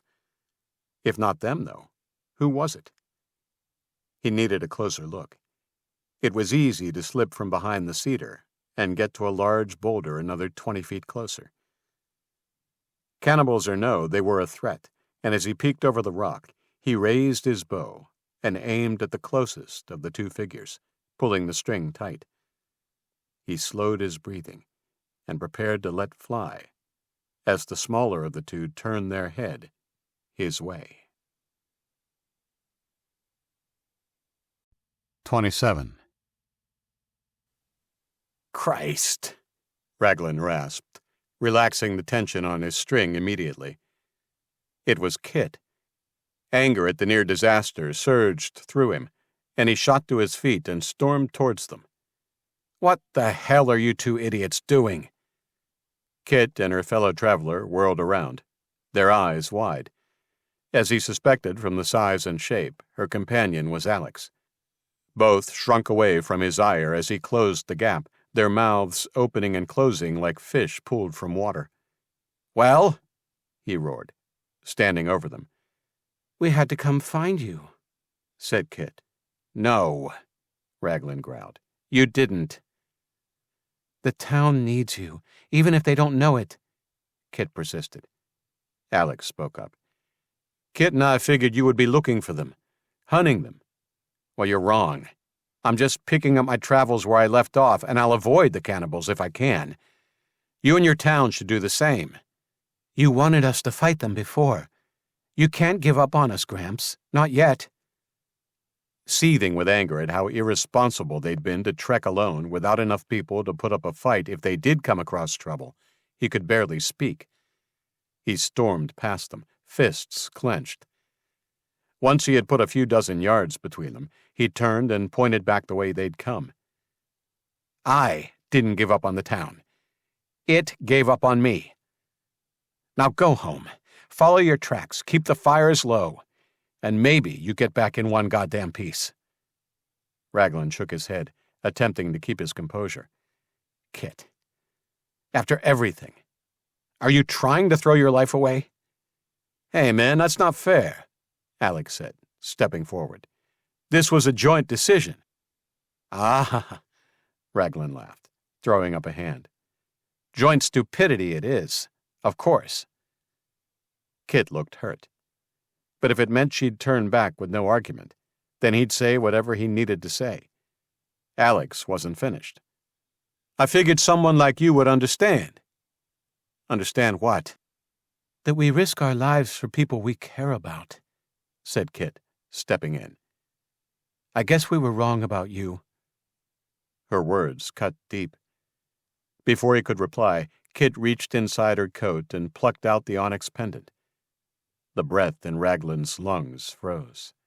"This means everything, but not if we just give up.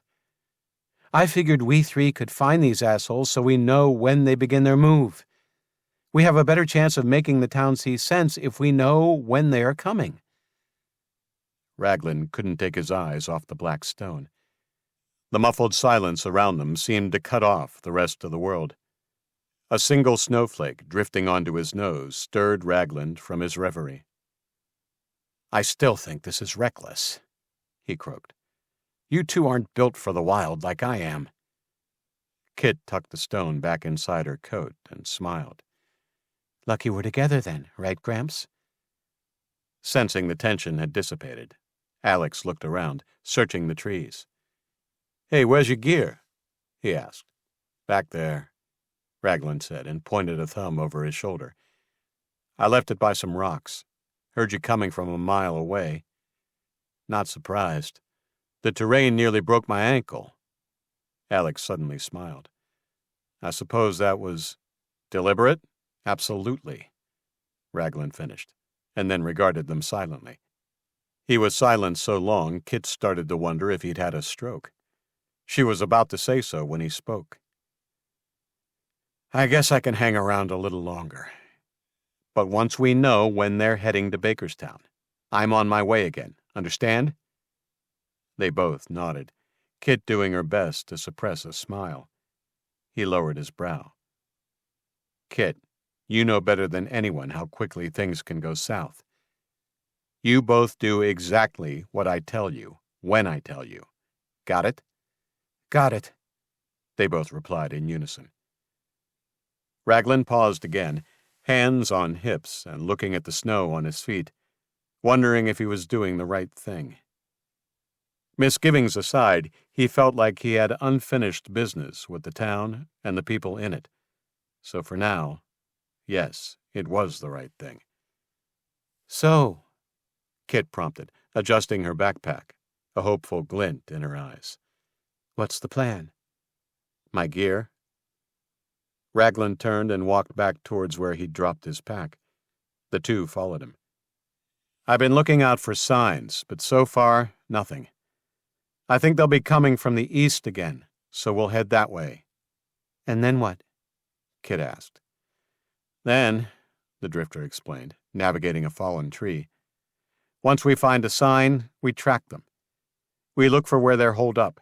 We assess their numbers, then we wait. Once they move, how long will we have? Asked Alex.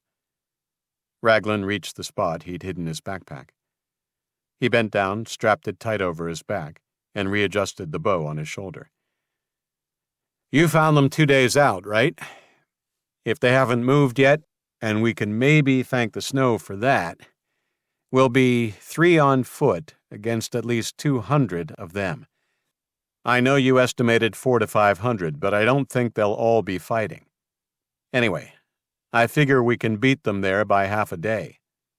Shit, Alex said under his breath. That's not much time. We might get lucky, said Kit. Maybe they changed their mind after you told them off at the gate. I looked into his eyes, he said. They'll be back. And not just for you or me. Bakerstown is a human meat farm. That'll be too much for them to resist. Marley won't be able to negotiate with them, unless it's to sacrifice some of her own people to buy a short reprieve. If she does that, they'll be back again and again for years, until there is no one left. How do you know? Alex asked, falling into step with Ragland. Trust me, it's not the first time I've seen... Ragland paused to swallow a bad memory. Just trust me. He noticed Kit and Alex exchange looks before he turned his attention back to their snowy path southeast. They paused for lunch when the sun was high in the sky. Ragland didn't allow them a fire. How far have we come, you think? Kit asked, washing down some jerky with a gulp of water. Ragland shrugged. A few miles. What are we looking for? Anything. Remains of a campfire. Blood. Bones.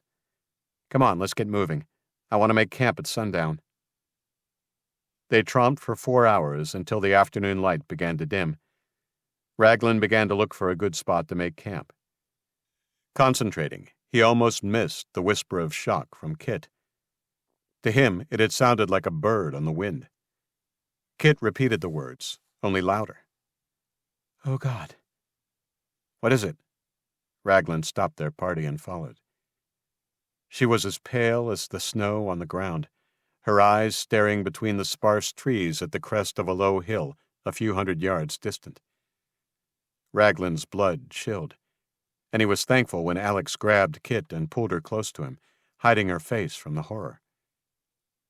Stay here, whispered the old man, dropping his backpack and unslinging his bow. He indicated they should hunker down behind a fallen tree. Don't make any noise. Cautiously, Ragland climbed the small incline, using the trees as cover. As he approached the top, He kept his eyes averted from the horror that awaited, and instead surveyed the area for signs of company. The snow was pristine. There were no prints or other signs of recent activity. Satisfied they were alone, he stood up to full height and climbed the rest of the way, finally giving his full attention to the unfortunate soul he found there. The body was that of a young man, nailed through the wrists to a rough pole that had been staked into the ground. He had been flayed and gutted, strips of muscle cut from the legs and arms. There was nothing clean or symbolic about the scene. It was just a brutal butchering. But the nose and ears had been removed, no doubt as mementos. It was also a warning, intentional or not, that they were not the only ones hunting. "Cannibals," he murmured when he got back to Kit and Alex. "We need to move." "Figured," said Alex. "Does that mean their camp is near?" "I don't think so," Ragland replied. "I didn't see any signs that there had been more than a handful. Maybe it was just a hunting party." Kit pulled away from Alex's chest, a hand to her mouth. "Holy shit," she said. "What the fuck?" Ragland couldn't agree more with the sentiment. "You're not going to like a theory I have," the old man grumbled, hands on his hips like Marley, as his eyes scanned the woods. Kit looked at Alex, who looked at Ragland. "Just tell us." "Fine," Ragland said. "I think it's possible they anticipated something like our mission, and that they are out hunting." "What?" Kit gasped. "No. That's not possible, right? We'd have seen or heard them." "Maybe not. After all, they probably don't know who they are hunting for, just that someone is looking for them. We can't underestimate them, and we have to assume that they'll find out tracks, in which case they will be hunting us." "So what are you saying?" Kit said. "That these cannibals are sophisticated?" Ragland nodded. "You saw the man at the gate, and Alex also spied on them at camp. They're not all brain surgeons, but they are being led by the norms.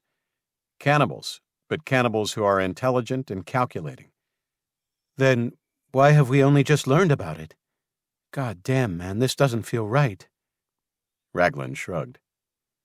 "Well, no offense, but your town is pretty sheltered and seem to have their worldview shaped by a handful of people who have never been outside the gate. There's more of the zombs, so naturally, if your people did encounter them, they probably never saw the hierarchy up close." "Right." Kit shuffled from Alex's arms and straightened her backpack. "So," she said, "what signs did you find? Were they here recently? Could we track them?" The reply caught him off guard. Kit surprised him more and more. Bakerstown was lucky to have her. Then he smiled. "The body's well and truly cold. I think it's been at least 24 hours. That means they could still be close, so we have to be on high alert." Kit shuddered at the thought. "I did find one print in the dirt, under a pine. It was headed north." "North it is, then, I guess," Alex said, putting his arm around Kit's shoulder again. Ragland nodded. "North." 28. Ragland felt the possibility of being hunted was, in some twisted way, a little poetic. He'd spent so long in the New World being a hunter that he'd almost forgotten what it had been like to be prey. But it had happened before. Having seen out the period after the infection until the Chinese army was driven back across the Appalachians by the retrovirus, the young survivors, alone and hungry, without any form of government or authority, had scattered or banded together. Some of those groups were savage, killing at will over food or territory. For a time, Ragland thought that was how it would be forever. But then, during his travels, he heard of a stronghold in Albany, New York, where, rumor had it, the son of the last president ruled. Doubting the veracity of the rumor, but tired of being on edge and avoiding the gangs of marauding teenagers, Ragland decided some order was what he needed, and set out for Albany. He didn't know what he'd find, but there was nothing else for him. He traveled as inconspicuously as possible, mostly at night and on back roads, but avoiding people altogether was impossible. Because he was alone, he was often assessed by opportunity seekers to be an easy target. Sometimes he could avoid conflict, but sometimes it was inevitable. One such incident had taken place 3 miles from the border of New York, when 3 straggly teenagers armed with blades and axes had confronted him. "I killed all 3 of them," Ragland said, as he stoked their campfire on the 3rd night. "The first time I took a human life, and I had to take 3. I never arrived in Albany. I decided after that incident that it was best to avoid people altogether. So that's when I began wandering." They'd found a small cave-like structure, which sheltered them enough from the wind and helped hide the fire, though not entirely.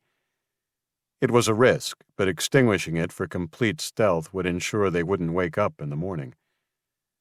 Alex and Kit sat opposite him on an old log, sticks of squirrel meat forgotten in their hands. "How old were you?" Kit asked. "I was about 25 or 26. I can't recall exactly. The early years kind of blend into one." Kit hung her head. "I might beat that, Gramps. I'm not even 20, but I might have blood on my hands before Christmas. It's so screwed up." "It is," Ragland nodded. "There's no good age when it comes to killing. But if you're doing it for the right reason, and only when you need to, then it's righteous, I guess." "Do you think I'll be able to go through with it when the time comes?" she asked. He paused a minute and pondered the question while he chewed squirrel meat. "You have it in you. Most do. It's just a matter of time and circumstance." Alex raised his eyebrows. "Man, that's a bit dark." Ragland shrugged. "Maybe, but it's true. Maybe if things hadn't turned out like they did with you getting on the radar, it might have been different." A gloomy mood fell over the camp for the rest of the night. Once they'd eaten and set traps, Ragland put out the fire, and they took to their tents and slept. Ragland dreamt he was wandering through Bakerstown. The streets were filled with corpses that he couldn't avoid stepping on. Every now and then in the mess he would see a familiar face. Simon, Marley, Jack the Butcher, Erica. He had a sinking feeling in the pit of his stomach. Where was Kit? Finally he saw the school in the distance and knew this was where he would find her. His foot squelched on something, and when he looked down he saw Claire's face under the sole of his boot. In horror he lurched away towards the school, only to find there was a tree in front where none had been before. It was a tall cedar, and pinned to it with arrows was Kit. She was facing him, her mouth open in a silent scream, her eyes bloody sockets. Ragland sat bolt upright. Panting heavily, he scrambled out of his tent on hands and knees and took in gulps of fresh, cold air. "You okay?" Ragland brushed his long hair away from his eyes and saw Alex, already awake, checking on his backpack. Ashamed to be caught in such a vulnerable state, he climbed to his feet. "Fine," he growled. Alex nodded with a doubtful look on his face and went back to packing. The nightmare set the tone for Ragland's day, and in a foul mood, he tore his tent down a little impatiently and stuffed it into his pack. He was ready to move when Kit surfaced. "About time," he barked. "Jesus," she yawned and rubbed her eyes, before moving out of the way as Alex wordlessly began to pull down their own tent. "Relax, Gramps. I'm up, aren't I? Barely. Get your shit packed and let's go.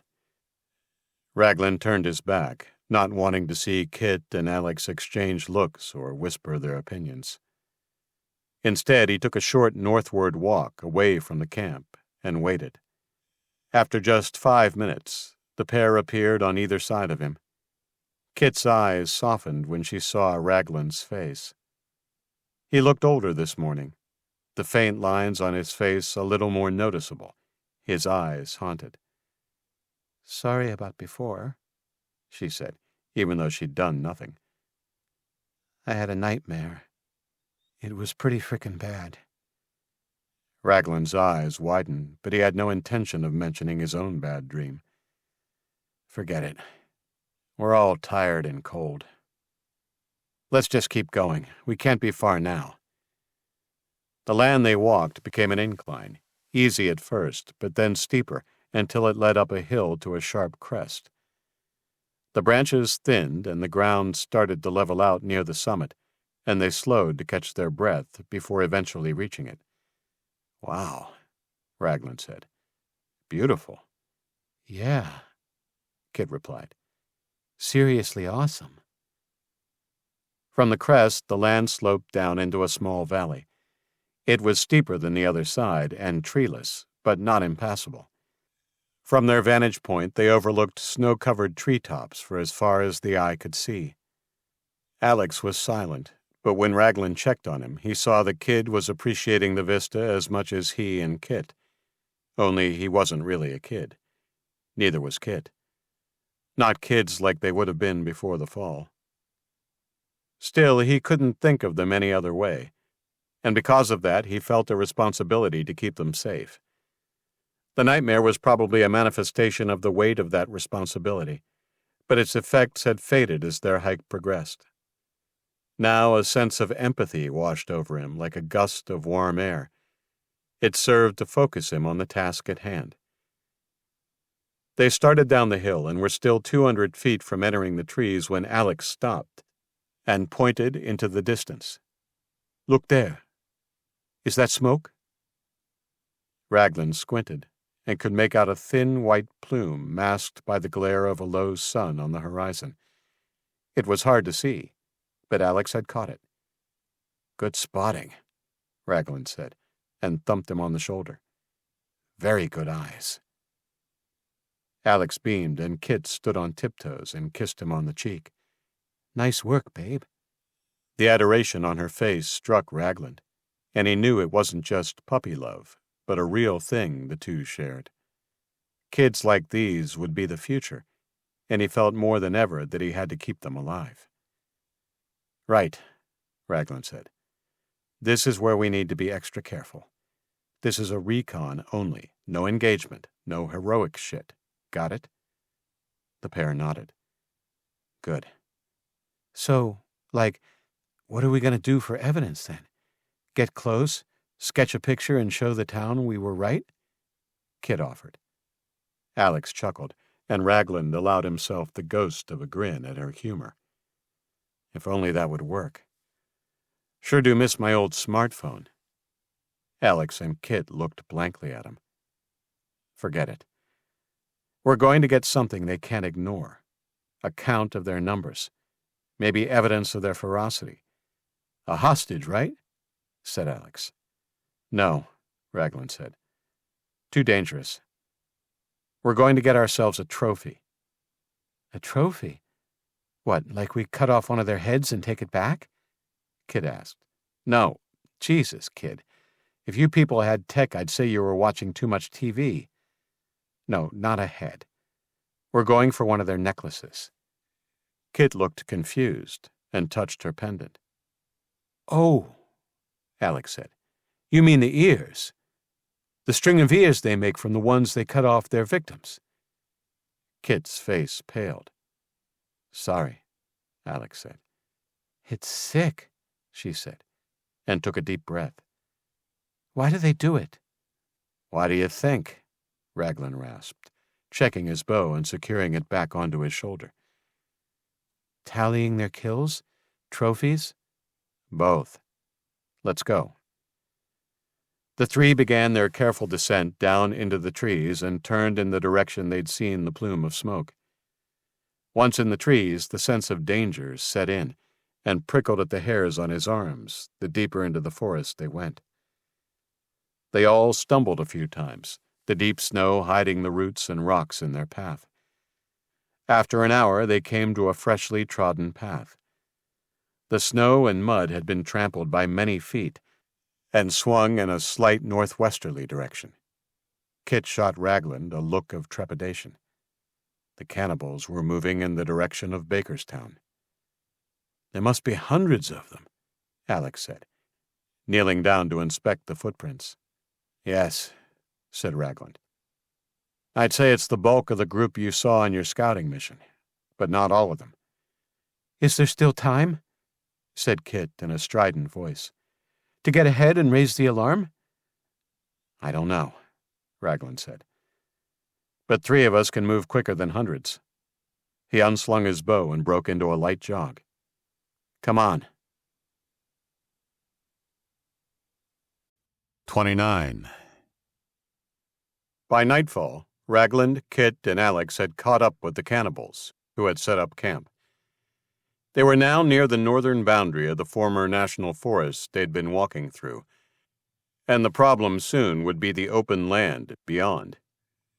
10 years had not been long enough for the forest to claim back the former farmland and roads it gave way to. Once out of the forest, they would be more exposed to the weather and at risk of being spotted by the cannibals they followed. When they had the location of the camp, they moved a mile away and set up their own camp in a dry creek bed, sheltered by a steep bank. Clustered tightly around a small fire, Ragland passed around morsels of the small rabbit he'd shot an hour before they stumbled upon the cannibal camp. They made short work of the meat. "Do either of you two know these parts?" Both shook their heads. "Not really," Kit shivered, as she bunched up close to Alex. "I haven't been this way before," he said, "but I suspect it will be bloody cold, as we'll be a bit more exposed." "It will. I'd hoped to be much further south by now if things had—" He glanced at Kit. "Been different. But winter this year has surprised." He reached over for another stick to throw on the fire and grimaced, holding his lower back for a minute. "You okay?" Alex asked. "Yeah," he said, thankful that the glow of the fire hid his red face. "I know I might be old to you, but I'm still in my prime. I'm just exhausted." "We all are. You grab some shut-eye. I'll take first watch." Ragland shook his head, earning him frowns from the other two. "Not me, kids. I've got to get us that necklace." Kit sat up straight. "Like hell you are, Gramps. Are you friggin' insane? You think you're just gonna waltz on in, all howdy and stuff, and just grab a spare necklace of ears?" Ragland couldn't help but smile. She was a little more cantankerous than his sister had been, but not by too much. The reminder cheered him up. "No. They'll be settling down for the night. But there'll be some out and about foraging or scouting. I plan to find one of those and take them quietly." "I'm coming with you." "No, Alex, you're not." "But no," he barked as he reached for his pack. "You stay here and keep Kit safe." The girl bristled, and he quickly corrected. "Keep each other safe. Make sure to keep the fire as low as you can. Before I go, though, I need something to pep me up." Kit was scowling as he pulled a tiny pouch and what looked like a small steel pot from his backpack. While they watched, he poured the contents of the pouch into the pot and topped it with water. While they couldn't make out what the dark powdery substance was by the low light, Alex smelled it immediately. "You have coffee?" Ragland nodded. "Simon had a small supply left in his pantry and gifted me some." "He must like you," Kit said softly, her scowl somewhat softened. "Coffee is mad rare. We only get some of it because of the long trade journey Marley sends south every spring." "Not surprised," Ragland replied, as he held the pot over the flames. Without a percolator or filter, he'd been told to boil it and filter through a small mesh paper Simon had given him. He poured the coffee through the filter into his tin cup, and did so for Kit and Alex, too. Then he raised his steaming cup to theirs. "Here's to," he started. "Coffee," Kit finished for him, and taking a big gulp. She grimaced in pain as the hot liquid burnt her mouth, but managed not to spit any out before it was down. "Damn, that was hot," she said through watering eyes, and then she blew furiously, trying to cool it quicker. Alex laughed and shook his head. Hot or not, she threw hers down while they were still sipping their way through theirs. Done, she placed the cup down, closed her eyes, and let out a long breath. "God, I love that shit." "Yeah," Ragland said. "I can tell. Maybe let it cool a little next time so you can actually taste it." He finished his a few minutes later, and as he stood up, he could already feel the caffeine kicking in. "Okay, you two. Stay put. Keep warm, but keep the fire low. I won't be long." They nodded. "Are you taking your bow?" "No, Kit. This calls for stealth, and the less I carry, the better.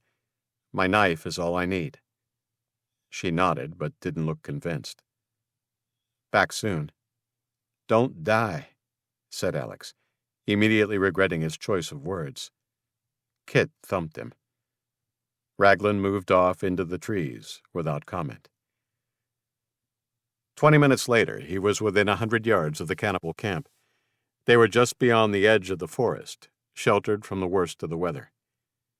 Crouched low in the darkness of the forest, he rubbed his hands to keep the circulation going. He watched and surveyed the camp just like he had before rescuing Kit the first time. It was big and well run. It had to be for them to be able to move so many people in such an organized fashion. Thankfully, it didn't look to be the full population Alex and his spies had found. This group looked to be about 150, but from what he could see, they were armed to the teeth. This, then, was their army. As ramshackle and rudely armed as it was, he hadn't seen a large fighting group like it since the Chinese Red Army had departed. Not good. The plume of warm breath faded like a ghost in the cold darkness. He would have no hope of just sneaking into the camp to find what he wanted. His only option, as he'd mentioned to Alex and Kit, was to wait for an individual or small band to break off and enter the woods to forage or take a piss. That would be his move. But even now, he was doubting that obtaining the trophy and taking it back would convince the people of Bakerstown they were in imminent danger. The longer he sat there in the cold, the more he began to think it was nothing more than a harebrained scheme. No, Bakerstown would only fight if the threat was bashing down their gates. Literally. If they didn't wake up and defeat, or at least fight the cannibals to a standstill, they would only grow stronger, and like a plague, move on to the next town, and the next, and the next. Much more was at stake than Bakerstown. He was on the verge of calling the mission off and thinking about how to explain it to Kit and Alex when he spied a pair of cannibals saunter away from the firelight, into the woods, and only a few 100 feet from his position. These two were dressed in decent winter gear and didn't have the shuffling appearance of zombs.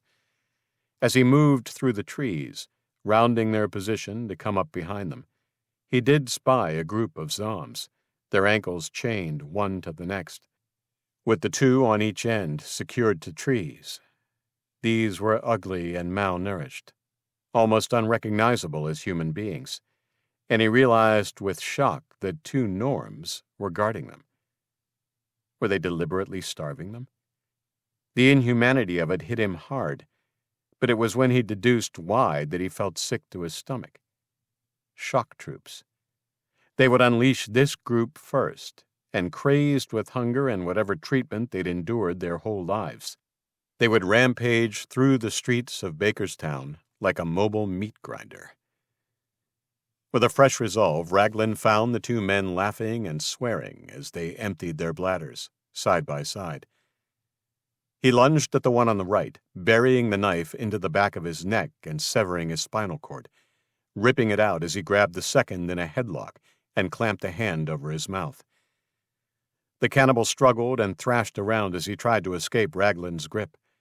He couldn't, and inevitably the drifter's blade opened the exposed skin of his throat, unleashing a gout of crimson. Ragland held him until it was over, then let the body crumple next to his pissing buddy. Taking a quick breather, he rolled them both over and cursed. Neither wore a string of ears. It was a good time to turn around and head back to the others. But something about what he'd seen stung him deeper than he could explain. And now, cocky from the easy kill, and just for the bloody hell of it, he wanted to get one up on the bastards by sneaking into their camp and stealing something from right under their nose. He looked down at the bodies, and a grim smile slowly dawned on his face. 5 minutes later, with bloody stripes painted on each of his cheeks and wearing the white coat he'd stripped from cannibal number 1, he sheathed his knife and walked confidently toward the camp, holding the small axe his victim had been carrying loosely in one hand. 30. Ragland cast furtive glances as he went, but no one seemed to have noticed him yet. A razor-sharp focus, courtesy of the adrenaline coursing through his system, had kicked in. He would find a necklace, put it around his neck, and then get the hell out of Dodge. He was heading into a quieter part of the camp when a heavy hand fell on his shoulder. "What's that trinket you gone found yourself there, brother?" Ragland was silent for a moment, searching his brain for a response that wouldn't get him killed.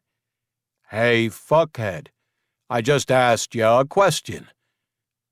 The hand was joined by another, and Ragland found himself spun around and looking up into the face of a gigantic bald man. Recognition washed over Ragland. He knew this gigantic savage from somewhere. The giant's eyes narrowed. "Found it out in the woods," Ragland said, holding up the axe. "Oh, yeah? Whose blood is that?" Ragland shrugged. "Don't know, but sure tastes sweet," he said, raising the axe blade and licking some of the cannibal blood from the edge. The big cannibal stared at him a little longer, before cracking a laugh. Other cannibals stepped forward, curious about the conversation. Ragland, nauseous at the coppery taste in his mouth, wished he was back up behind the hill with Kit and Alex. "You must be hungry to be licking cold blood off a blade." The cannibal slapped him on the shoulder and moved off. "Don't worry, you'll get your fill of meat when we take that town." Ragland watched him go as the feral cannibals chained up to the trees heard meat and began to shriek the word over and over. He barely noticed because it had dawned on him where he knew the face from. This man was the living, breathing image of the gigantic Zom he had killed the first time he left Bakerstown. Gigantic twins. One a mindless freak. Then this specimen, who was even more terrifying because of his ability to think and speak. Ragland focused on controlling his breathing as the others around him dispersed or followed the giant. Subdued by this interaction, he went back to scouting the camp when he noticed ahead another face he knew, the man he had turned away from the gate of Bakerstown a few days before, the leader. He was laughing and drinking with more norms, including females, and greeted the giant loudly when he entered the firelight. "Moose, where have you been?" "Taking a dump, boss." This was greeted with howls of laughter. Ragland tarried just a second too long, and the eyes of the leader fell on him before moving back to his circle of buddies. Cursing quietly, the drifter pulled down his hood and ducked into the shadow of a tree, waiting for a shout of alarm. He counted to 10, and none came. When he felt safe, he slipped out of sight down a path between two lines of tents. He came to another open area, this one not as boisterous or populated as the last, and began weaving through sleeping bodies. Spooked by the two close encounters, he was about to call time on this particular mission and begin to make his way out of camp when he spied, draped over a stick wedged into the frozen ground, a necklace of ears. A lot of them. He paused and listened, then glanced left and right, before reaching up and taking the trinket. The ears, mostly shrunken and darkened with age, were frozen solid, like rocks to the touch. At one end were two fresher additions. Blood still congealed at the edges where they'd been severed from their owner's head. The tops of the ears had been pierced with a thin wire threaded through them, before being joined in a tight knot. It was one of the more gruesome things he had ever seen. Now that he had it, he was unwilling to put it over his head, and instead shoved it inside of his coat. He looked up and for the first time noticed that he was being watched. It was a girl of about 7 sitting by a small fire. Her dark eyes were fixed on him. That awful empty gaze spooked him more than the necklace of dead flesh, but he maintained his composure. "Just getting it for him," he bluffed. She didn't say a word, just kept on staring at him, unblinking. A Zom. Too simple in the head to even understand he was talking to her. Ragland licked his lip and looked past her.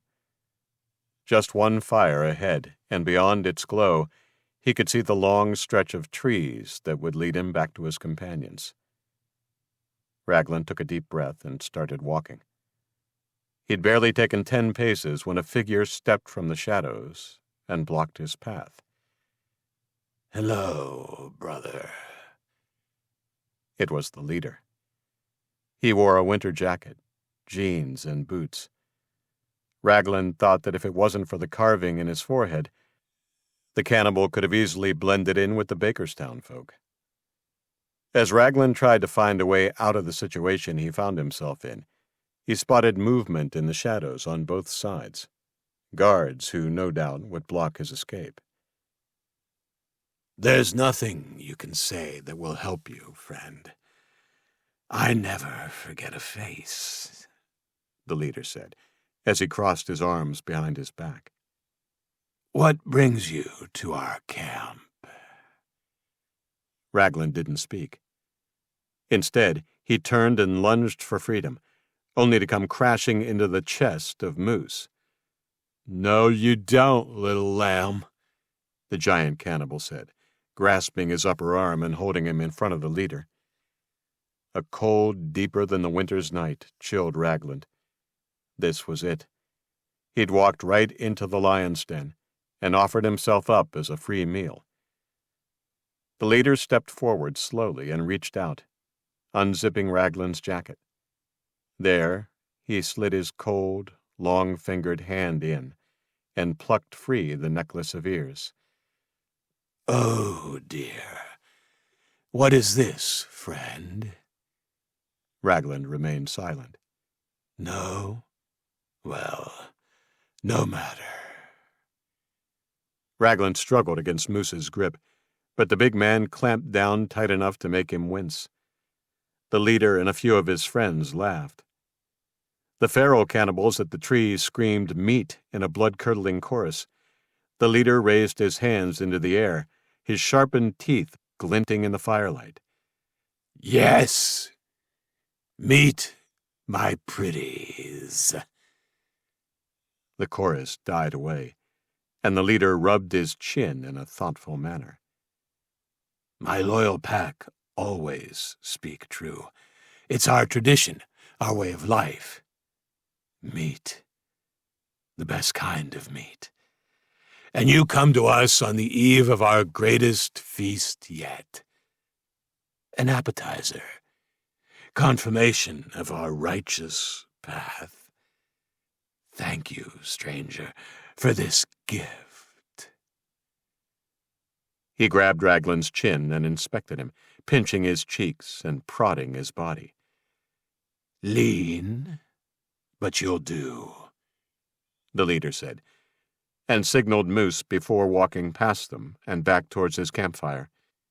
Ragland found himself lifted from the ground and hoisted over the giant's shoulder like a small child being carried by its father. Ragland struggled as they followed the leader, but the grip of the gigantic cannibal was unshakable. Near the fire, the leader motioned to a tree. 3 minutes later, he was tied securely to the rough bark of the trunk. Triumphant, the leader came over to Ragland and licked his bottom lip slowly, as his gray eyes bored into him. What's your name, meat? Go fuck yourself. The leader howled with laughter, then punched Ragland in the jaw. The sharp pain was accompanied by a flash of white that filled his vision momentarily, then his mouth filled with blood. Disorientated from the blow, he spat out a globule of blood. Let's try that again. What is your name? Feeling as if it was already over, Ragland didn't see what he had to lose, so he smiled through the blood. Go fuck. The second punch was somehow harder. It crunched into his lower jaw, flung his head to the side, and Ragland felt a tooth come loose. Raising his head, he adjusted his position against the tree and worked his tongue along his back teeth. Sure enough, a molar had broken off. He spat it at the leader's feet. Ah, a trophy. Thank you. The leader picked up the tooth and, smiling, put it into his coat pocket. I am going to enjoy eating you. Perhaps we'll fillet and cook you while you watch. He plucked a hunting knife from his belt and took a step towards Ragland, when a howl sounded from the woods opposite, followed by a whoosh and flames flaring up amongst the trees. The leader spun around, distracted by the commotion. Moose, get everyone you have, he ordered before stepping up to Ragland and putting his face mere inches away. Don't go anywhere, my sweet meat.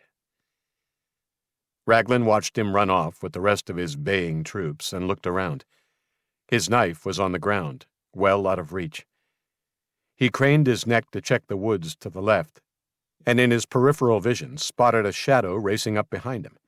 There came a thud and a panting breath as fingers began to fumble at the rope. Fuck, a voice rasped. Kit? We've got to go. Alex said he'd delay them as long... Her voice broke, and she fell silent. After nearly a full minute of fumbling and slicing, the ropes fell to the ground. Ragland bent over and grabbed his knife before joining Kit behind the tree. She stood up, her eyes wide with fear, and handed him his backpack. He took it and slung it over his shoulders before taking the bow. Where is Alex? Kit shook her head. He didn't give me a choice. He gripped her by the shoulders. Where? Tears rolled down her face as she pushed him off, her eyes glowing in the orange firelight. He's... A shout interrupted them, and Ragland spun around to see 2 cannibals speeding towards them. Taking out his knife, he told Kit to run. I'll be right behind you. Throwing the knife from his right hand into his left, he ducked under the punch of the first cannibal and sliced him across the stomach. Ragland met the second cannibal head-on, knocking his knife-wielding hand away and sticking his own blade deep into the cannibal's eye socket. His shriek of agony pierced the night. Cries erupted, the leader's louder than the rest. Back to the fire! Our meat is escaping! The blood-curdling chorus of the Zom cannibals screaming for meat again rose up, drowning out everything else. The cannibal with the open belly had turned, unaware that his guts were spilling onto the snow, and came at him again. Ragland sliced his throat this time, and was gone before the body hit the frozen earth. 31.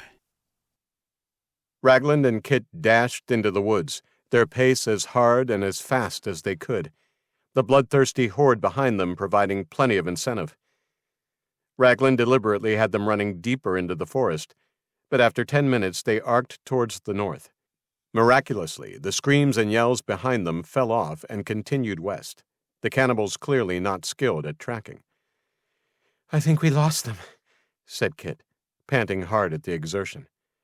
"We keep going," said Ragland. "Once we're out of the forest, we'll reevaluate." 20 minutes later, they emerged onto a field where hard gusts of wind cut through their clothes like they were nothing. "Keep going," Ragland roared over the noise of the storm, his hand pointed toward a row of abandoned houses. Their feet sunk into the fresh snow as deep as their knees in some places. Behind them, the glow of fire reflected across the field. Ragland glanced over his shoulder and cursed. Not as poor at tracking as he thought, although it was only a small group. There were shouts when they were spotted, and he saw two split off and head back the way they had come. They would summon the rest. Lungs on fire, Ragland helped Kit up over a fence and kicked in the back door of a house. Inside, out of the wind, Ragland ran through the kitchen to the living room.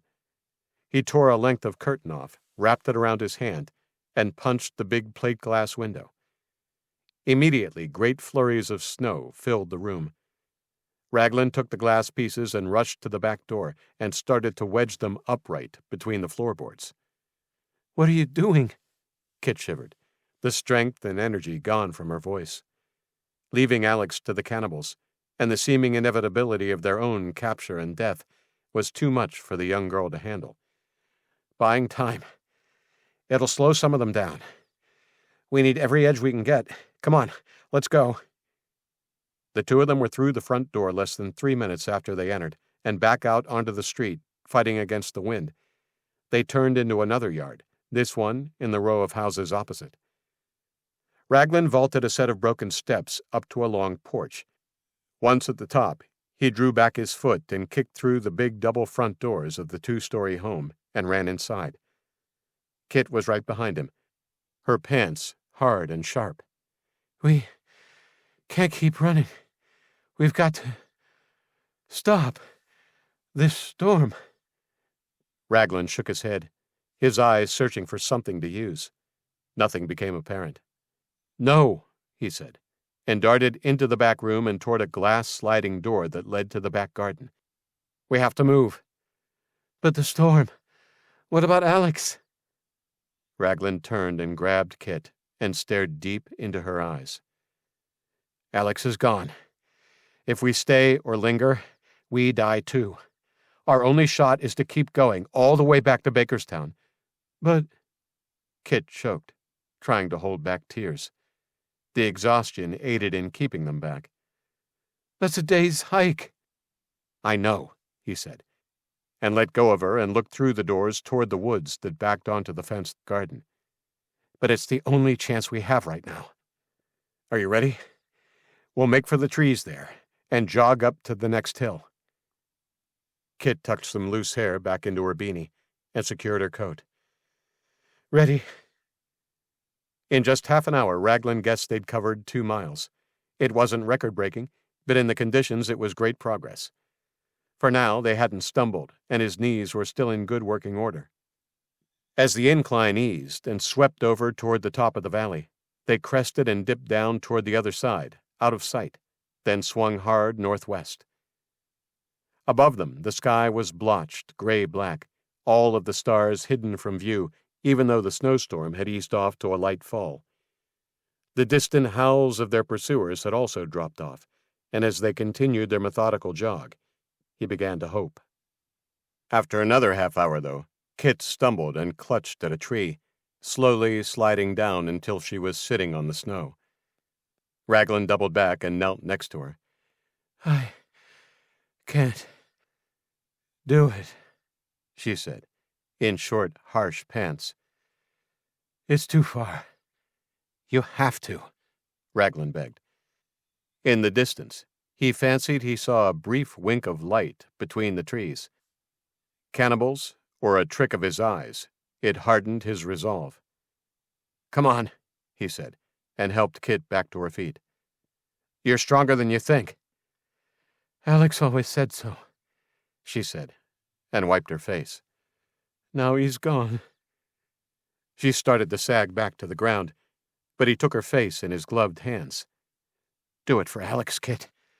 Make his sacrifice worth something. She stared as if slapped, and Ragland worried that he'd gone too far. Kit eventually nodded, straightened her beanie, and shook snow off her sleeves. For Alex. Their dangerous marathon lasted into the early hours, fueled only by nuts and berries and desperation. Finally, the endless night ended when the distant sun broke light across the powdered treetops. Ragland and Kit slowed to a trudging walk, but continued towards home. When they passed a large fallen cedar on an established path, Kit told him they were a half-day away, a reward for their grueling run through the night.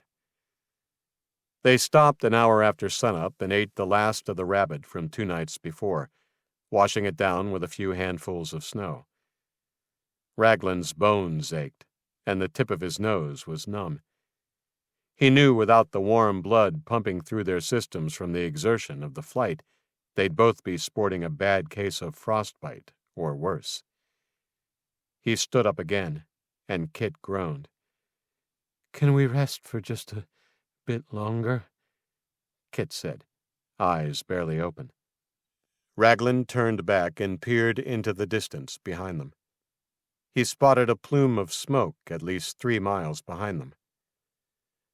We'll rest for 5 more minutes. I think they are doing the same. It will give us a chance to put more miles between us and them.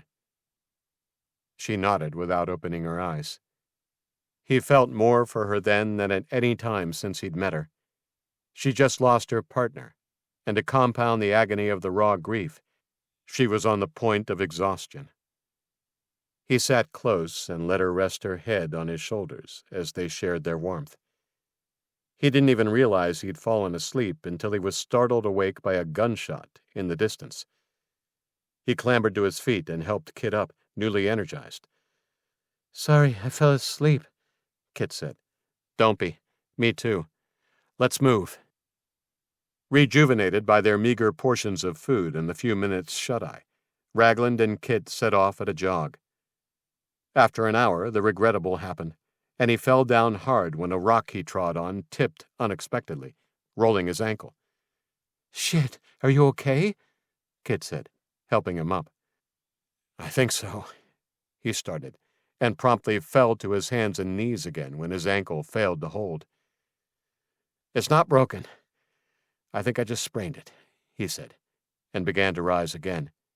Kit held him down. Let me look. In a flash, he had his boot and sock off, and they inspected the damage.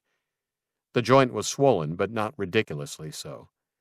Kit wrapped it tight with a bandana she pulled out of her pocket, and he put his sock and boot back on. Thanks. Feels better already, he said, after taking a few tentative steps. But we won't be jogging the rest of the way to Bakerstown. Fine by me, said Kit. Within a mile, Ragland had warmed up completely and barely felt the angle as long as he maintained a steady walk and didn't try any fancy moves. The last stretch to Bakerstown took the rest of the afternoon, and by the time twilight started to consume the sky, soaking the snow in deep purple, the weary pair were in sight of the gates.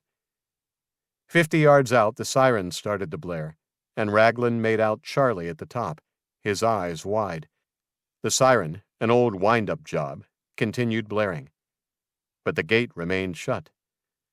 Open the gate, Charlie, Kit called up to the boy as they came to a pause below the lookout. Now that they arrived, the adrenaline of the chase ebbed, and they both felt the cold and hunger begin to catch up on them. Ragland's ankle began to stiffen, and he used his bow to support his weight. Kit looked at him, and he waved it off. "It's fine. I'm just tired," he said. "What's taking them so fucking long?" The siren began to wind down, and they enjoyed the silence briefly before the faces of Marley, David, and a few others appeared at the top.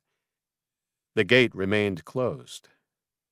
"Where's Alex?" Marley asked, her voice uncharacteristically cold. He... Kit started, but fell to her knees, the emotions she'd been bottling for the last 16 hours spilling out as she bawled into her hands.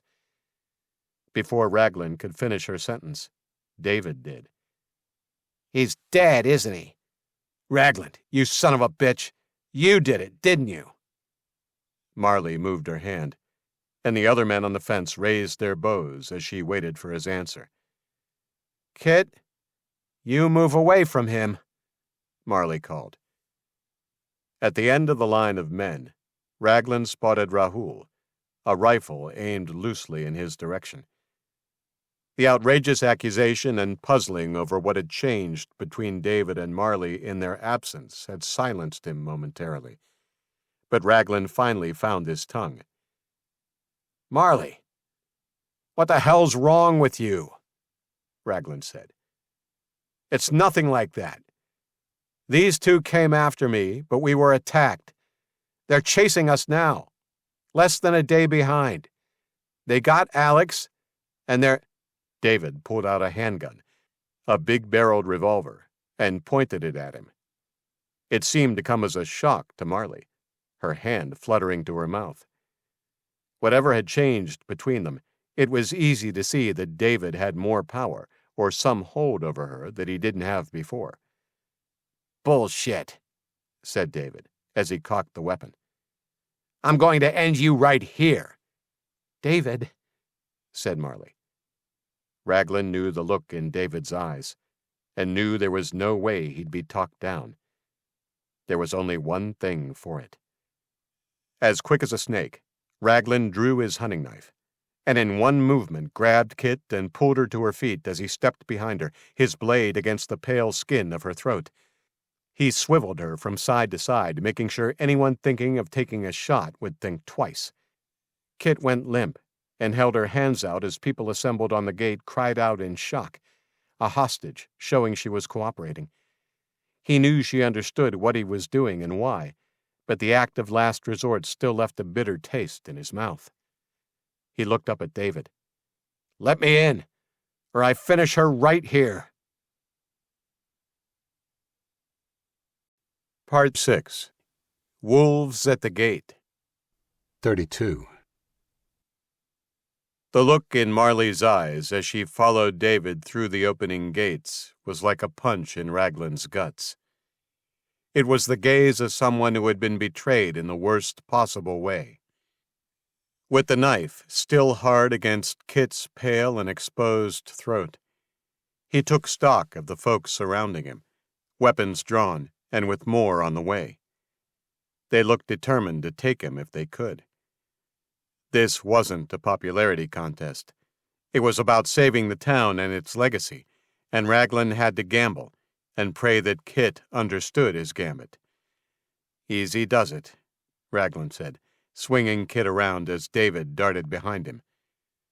Marley hissed and put her hand up. "David, wait!" The veins in David's neck were protruding, his eyes wild and wide. So close to his end goal, he wanted to kill Ragland before Marley could talk the townsfolk out of it again.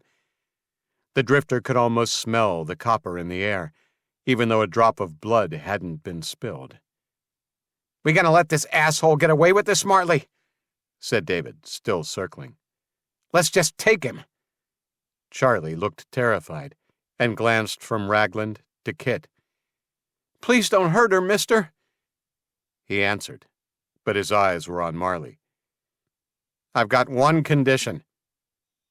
Already a dozen men and women had arrived at the gate, holding a range of homemade weapons of the bludgeoning and stabbing type, but also a few guns. All for me? Ragland thought. In truth, knowing they were willing to use weapons to defend themselves gave him a sense of relief, even though he wasn't the enemy they needed to be concerned about. I think we're past negotiating with you, the mayor said. Let Kit go, and we won't kill you. Can't do that. You have no choice. David took a step closer, and Ragland swung Kit around, pressing the blade harder against her throat. He whispered sorry into her ear. Marley's hands came up again to warn David off. Then she bowed her head in resignation. I have the leverage here, Marley. For once, be smart about this, said Ragland, and he began moving Kit towards the gate, pivoting her every time one of the aggressors got too close. Fine, the mayor replied. What's the condition? A few angry jeers and shouts filled the street. They didn't care about reason or logic. They just wanted to kill him. That you hear what Kit and I have to say. You make a promise to act, and then you can do what you want with me. Clear? Marley looked around at her people, who walked as one group in Ragland's wake, eyes on his knife. A familiar face appeared, pushing through the townsfolk nearest him. Let him speak, Simon said, his thick arms folded. More angered cries, but another voice met Simon's, one Ragland had not expected to hear. I agree with Simon. It was Claire. Let's hear what he has to say. We owe him that. We owe him nothing, screamed David. He pulled up his shirt to show the townsfolk. The numbers had swollen, and now more than 30 people milled about. Soon it would be the entire town. Look what he did. And now look at him. A knife to Kit's throat. He didn't save shit. She was just an opportunity for him. A means to a goddamn end. Ain't that right, Ragland? Voices of agreement were in the vast majority. The thick tension filled the air. Ragland felt it. His mouth was dry, and the rapid thuds of his heart pounded in his ears. Things were getting ugly very quickly. Why are you doing this, Ragland? Marley asked, her voice hopeless. Would you have let me in if I'd not grabbed Kit? Ragland asked. She didn't answer immediately. Would you? No, she said. We wouldn't have. So it had to be done. Did it? Ragland cleared his throat. The threat is real. It's out there. We all saw it. Kit saw it. Alex saw it. They're coming. And they'll be here by tomorrow. Where is Alex? Someone in the crowd yelled. Kit squirmed in Ragland's grasp. He knew she wanted to speak, so he loosened his grip enough. David moved his feet apart, as if ready to pounce. They killed him, Kit croaked. Ragland's telling the truth. There are at least 200 of them. Alex, he saved us. We got away. If it wasn't for him, we'd both be dead. Ragland clenched his jaw. It was a lie. Alex had sacrificed himself to save Ragland alone, but Kit was smart enough to know this fact would possibly tip them over the edge into violence. He's making you say this, Kit, David interrupted. We'll get you away from him. Just tell us.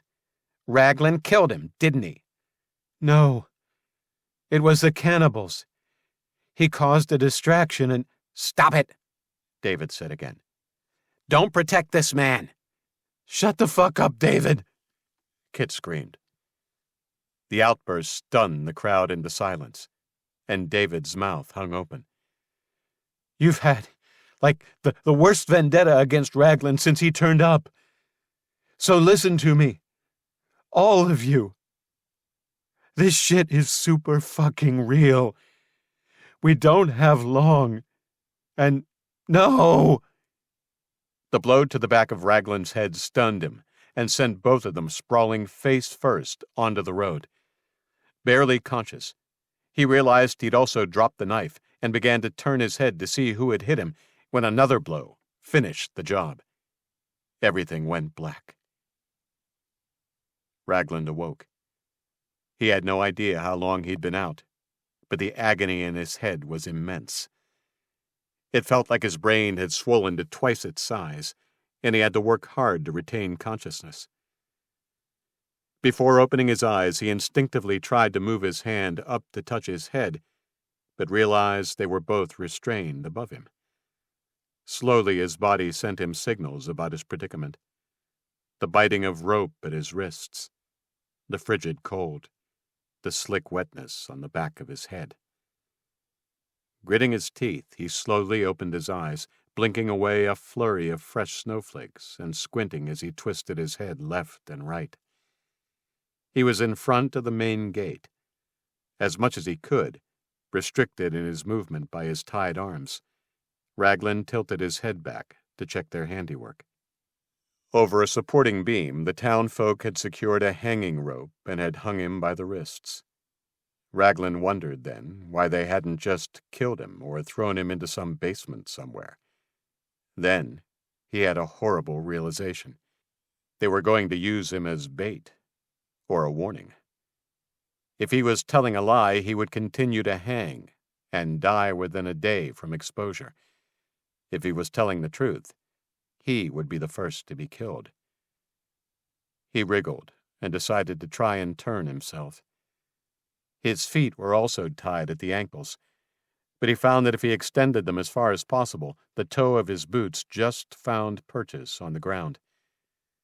As luck would have it, he had full mobility to spin, but was simply met by the wooden surface of the gate, inches from his face. He turned back again and noticed a figure a short distance away, hands in their pockets, watching him. It was David. "Well done," Ragland said. "You've just killed your town. Does your dick feel big yet?" The forced chuckle introduced him to a new agony as sharp pain lanced his ribs. He groaned loudly, twisting in his bonds. This drew a laugh from David. "Folk did a real number on you, Gramps. Deserved more, but Marley said we'd made our point." Ragland believed him.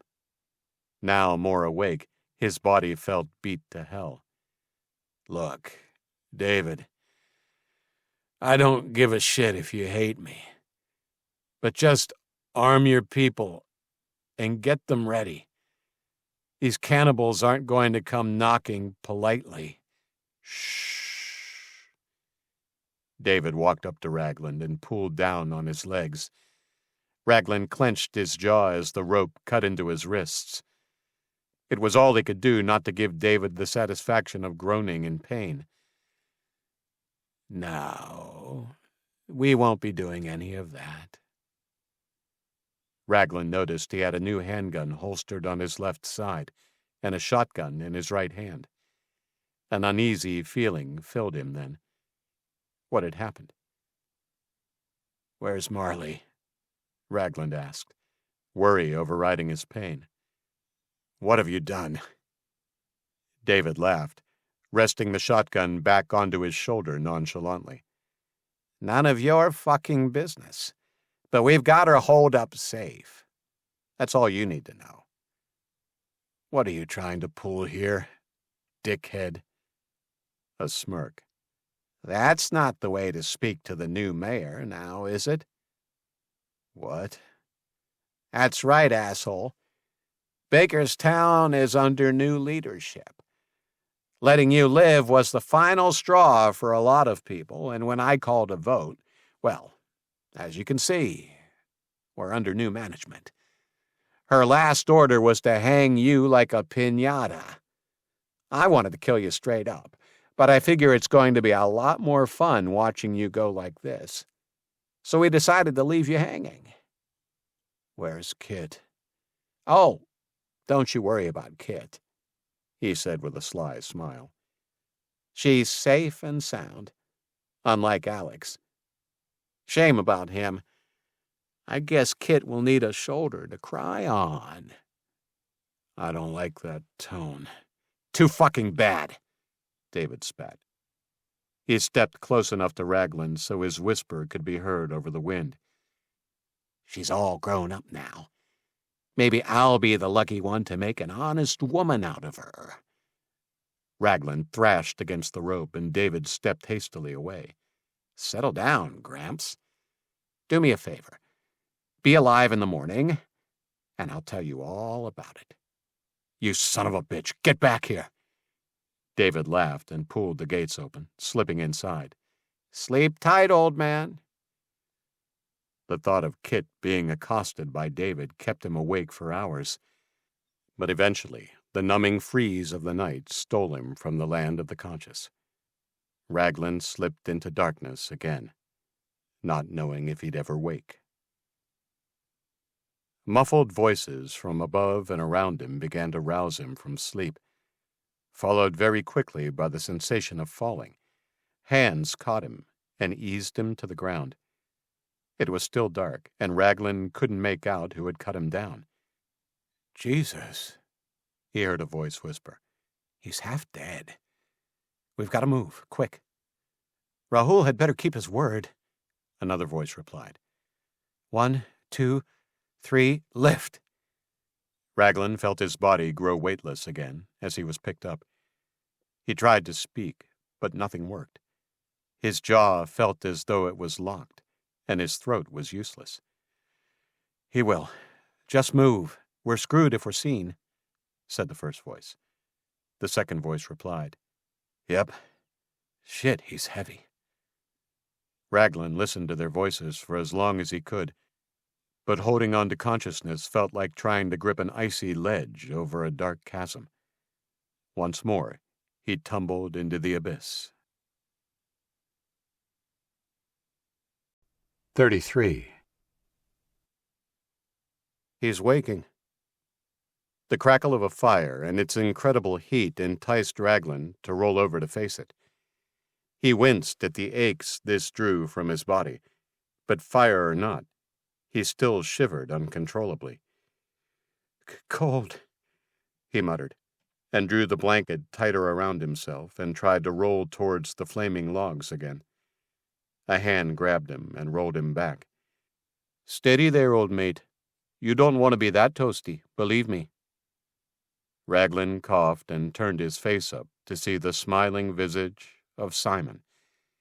He felt a wave of emotions cascade over him. Gratitude, relief, and then dread. He sat upright with the cook's assistance. His head throbbed, and his body was crying for rest. But rest would have to wait. Lamplight and the roaring fire illuminated a few dozen faces. Townsfolk, crammed into what looked like a small living room, were resting on sofa arms, the edges of tables, and even on the floor. All eyes were fixed on him. What's going on? Ragland asked. He shifted in an attempt to get to his numb feet, but gave up quickly. How long had he been hanging in the cold? Ragland checked the windows and noticed a thick layer of snow along the windowsills. They had almost certainly saved his life. He was sure he wouldn't have survived another hour. A rebellion. It was Kit's voice. He looked around, and she knelt by his side, putting a warm hand on his shoulder. David's gone too far. He forced a vote, but his goons had already threatened a lot of the people who would have voted for Marley. We're not backing a bully, and with your help we'll focus on the cannibals, then deal with him. It wasn't the content of what she said that struck Ragland deeply, but the mature tone of it. She sounded different, which, he figured, was just about right for someone who had come so close to death. Also, for someone who had lost someone important to them. Ragland could see a steely resilience in her eyes. She wanted to fight. He cast his gaze around the room and recognized many of their faces. Simon was next to him, sitting on the floor. Elsewhere he spotted Rahul, Viola, the couple from the florist shop, and a fair few more he'd worked with on the farm. Sang was there too, and that was a big deal, considering he was part of David's group.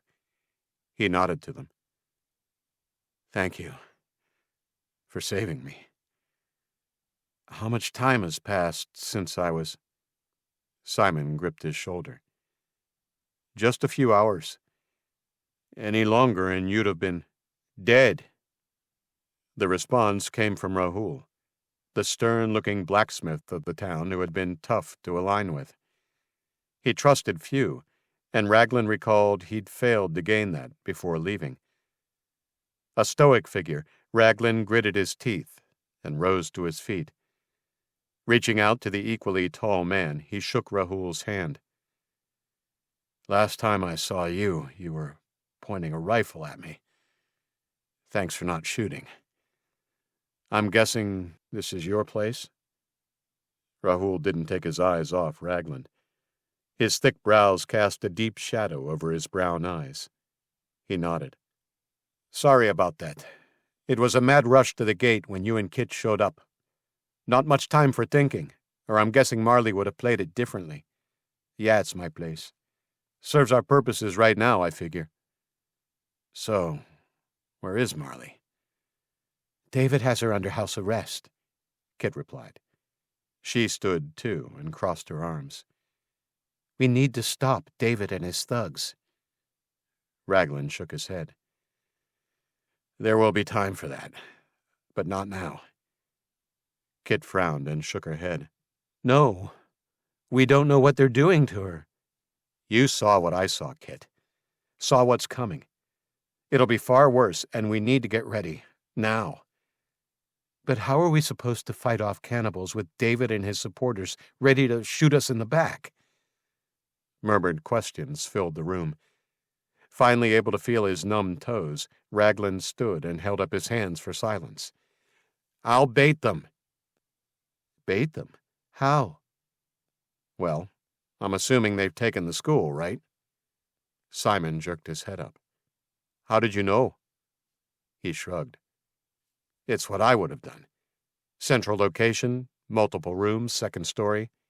And only 2 exits that can be guarded." A man spoke up from the other side of the room. Ragland craned his head and spotted Clint, one of their teachers. Beside him stood Erica. "It's true," Erica chimed in. "And there's a stock of food there as well." "Perfect," Ragland said, surprised to see them both here. Apparently, Marley still had a lot of respect and support in the town. "So, my plan is to bait David and his followers, so they don't have a choice but to join us and fight the cannibals." Many questions were fired at him at once, and he held up his hand. "I'll show you."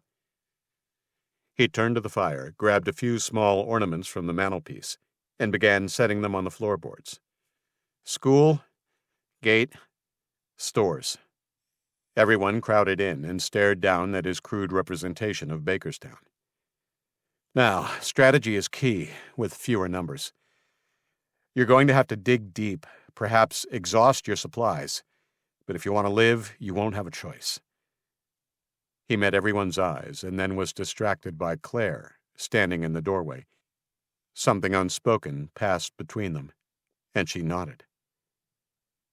"We need to set traps. Rahul, how many do you have?"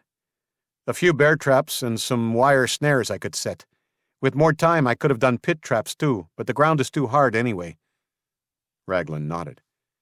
"Get everything you have. Set them in the grass and areas running along the main road from the gate.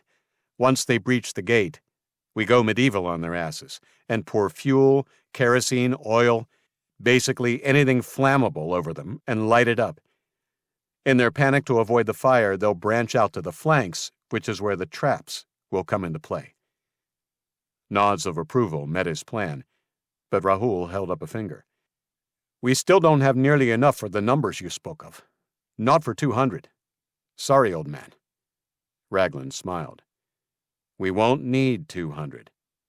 but everything that can thin their numbers and make life uncomfortable for them is valuable. Now we need archers and shooters on the roofs on either side of the avenue. Start firing as soon as they are past the fire. Between the fire, the traps, and the shooters, we should have them reeling. To top it off, we need people inside the buildings that line the street with any weapons they can get their hands on to clean up stragglers looking to flank hard on either side. Our objective here is to bottleneck and hopefully do enough damage to turn them on their heels. I need one person stationed about half a mile down the road. If I've judged it right, that army will be knocking on the gates within 2 hours, and we need a signal to know when they're close. Sang, can you do that? Sure, what signal? Ragland pondered this for a moment. A gunshot? No, said Rahul. I have an old flare gun that will do the job. Really? Okay, even better. What about you? Simon inquired. I'll be here, Ragland said, and pointed at a space between an upturned cup representing the school and the line of items representing the buildings on Main Avenue. I will set myself across the way from the school, and when we see the signal, I'll bait David and the others across onto Main Avenue and lead them towards the gate. If we time it right, they'll have no option but to join our fight. I'm coming with you, said Kit. No, it's too dangerous. Exactly. If you bait them, what exactly is going to stop David or one of his goons from just shooting you? I'll be able to outrun a bullet? Put up a hand and stop it? She crossed her arms. No, I'm coming with you, and I'll be sticking real close. He's mean and dumb, but even David's not stupid enough to risk shooting me. He saw there was no arguing with her, and the idea actually made sense. Fine, but you'll do everything I tell you when I tell you. Sure thing, Gramps, Kit said with a mischievous smile. People whispered amongst themselves. Fingers pointed at the representation of Bakerstown. Ragland's eyes met with a few who looked vaguely confident, but most of them were just plain terrified. The heat of the fire at his back had done wonders to thaw out his joints. He rubbed his hands together. We have to get moving now. Simon, get the fuel and set up the trap on the gate. Rahul, get the traps placed. Viola? You called, dearest? Ragland smirked. Sure did. If anyone can rally people together for their positions on either side of the avenue, it'll be you. If you think he can be trusted, you should warn your brother Travis and tell him to watch for the flare. Only if you think he can be trusted not to spill his guts to David, though. She nodded gravely. All right. Come on, everyone. Let's get to it. Come on. Rahul's small house filled with the scutter of feet as people dispersed, readying themselves for what Ragland felt would be a bloody battle. Most of them didn't know it yet, but they were about to face the biggest test of their lives. He looked back down at the representation of the town, checking to see if he had missed anything, when Rahul handed him a 12-gauge shotgun that looked like it was fresh out of the box, along with a box of shells. Here, he said. I've been saving it for a rainy day. He paused. Or snowy. Kit sidled up to them and admired it. Wow, Rahul. This is like the prettiest thing I've seen. Did you give it a name? No. Ragland pumped it just to ensure the chamber remained empty. He trusted Rahul, but he'd promised himself a long time ago to be almost religious with his gun etiquette. Very nice. Hope you don't need it, but when you're done, I'd like her back. I'm attached to the old girl. Ragland chuckled. Thought you didn't name guns. I don't, but this one has always been a she. Kit nodded in approval. Nice. Time to go, Kit. Is it as bad as you say? Rahul asked. Ragland nodded. Worse, Rahul. Just do what you can. The blacksmith cracked his knuckles and gestured to his hammer, leaning against the mantelpiece. I plan to. The sun, just beginning to peek over the horizon, was hidden behind heavy gray clouds. It aided Kit and Ragland as they skirted the edges of buildings, keeping to the shadows and out of sight. He had his bow over his shoulder and the shotgun in hand. Kit had her bow. Before they had set out, Kit had urged Ragland to have a mug of the coffee Simon brewed after they had decided on their course of action. He didn't have to be asked twice. The steaming black liquid worked its magic within a few minutes, and he felt energy wash away the ravages of the frozen night. As they made their way up the main avenue, Ragland spotted their people on either side, getting into place. They were quiet and efficient, and unless someone was specifically looking, they wouldn't notice anything out of the ordinary.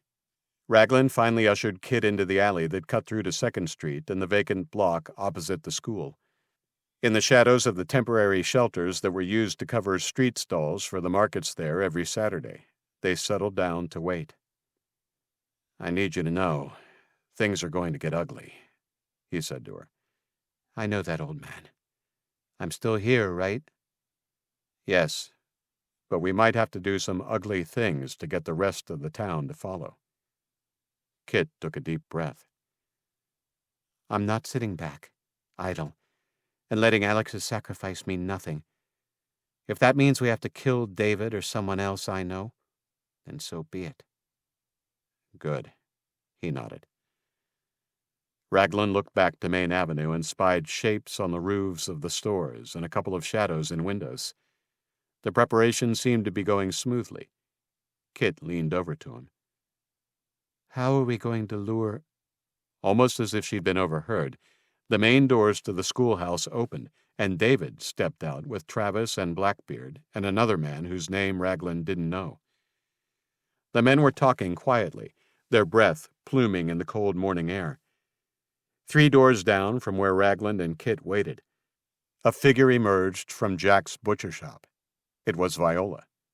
She stepped out onto the sidewalk and began walking confidently towards the 4 men. She was within 10 feet and had called out to her brother when a flare shot into the air, casting them all in a brief crimson glow. "What the hell?" he heard David say.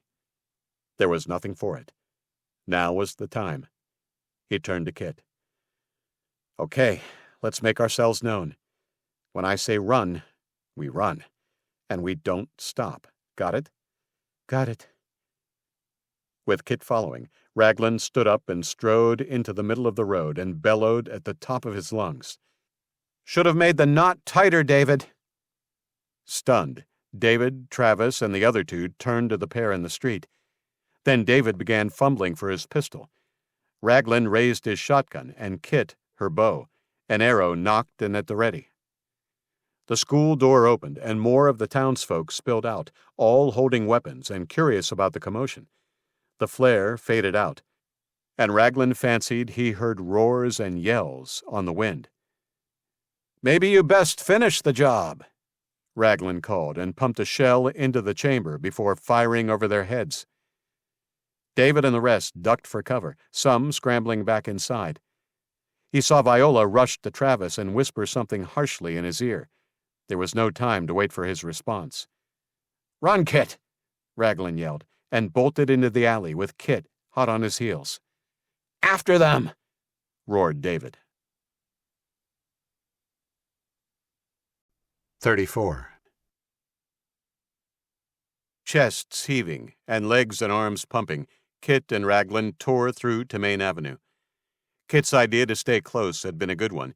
Even David wasn't willing to take a shot for risk of hitting her. They would chase until they could get her hands on them. Ragland just had to hope that by that time the horde would be on their way to the gate. He needn't have worried. He heard the roaring and baying of the mad army a second before Kit called, "They're already here." They rounded the final bend to the gate, and in the distance, he saw Charlie and Rufus sending arrow after arrow into the baying crowd beyond the gate. Despite their best efforts, the gates were bulging inwards. Large pieces of it had been hacked away by axes, and in the jagged holes, feral zombs tried to claw their way through while their masters continued to work at the gate. Clint, the mild-mannered teacher, came from nowhere and began hacking with a tomahawk at the scrawny arms reaching through the gaps. He was screaming with anger and had some success, leaving the ground around him splattered with blood and fingers and hands, until a plank above him broke inward, and a zom, wild with hunger, squeezed through. landing on Clint's shoulders and tearing out his throat with a vicious jerk of its head. Blood spurted into the air as the big man fell to his knees, the cannibal still on him, its mouth full of flesh. "No!" Kit cried, sending an arrow clean through the air and into the cannibal's flank, eliciting a squeal of agony. "Stop now!" yelled a voice behind them, followed by a loud gunshot.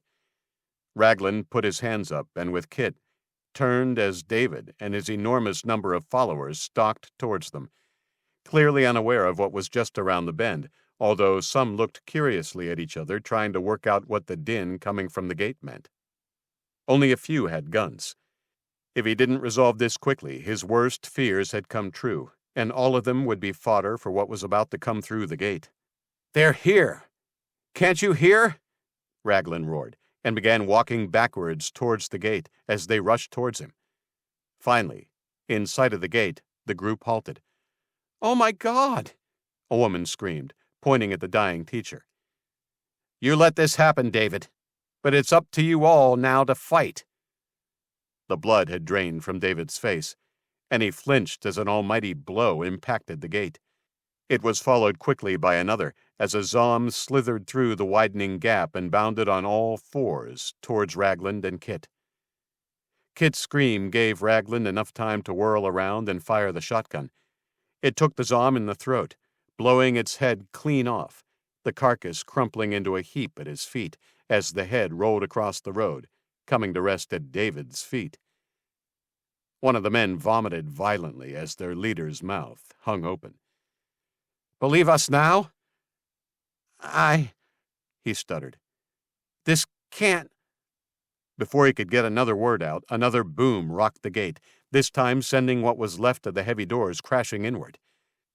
The gates of Bakerstown were breached, and leading the charge into the town were the feral, deliberately starved Zoms. "No!" roared Simon. "Move back!" Ragland shouted, as he and Kit ran back towards their erstwhile pursuers. David and those of his group that hadn't yet run saw what was happening as Simon, Charlie, and Rufus began tipping buckets of fuel and oil off the wall and over the invaders, dousing a dozen or more below.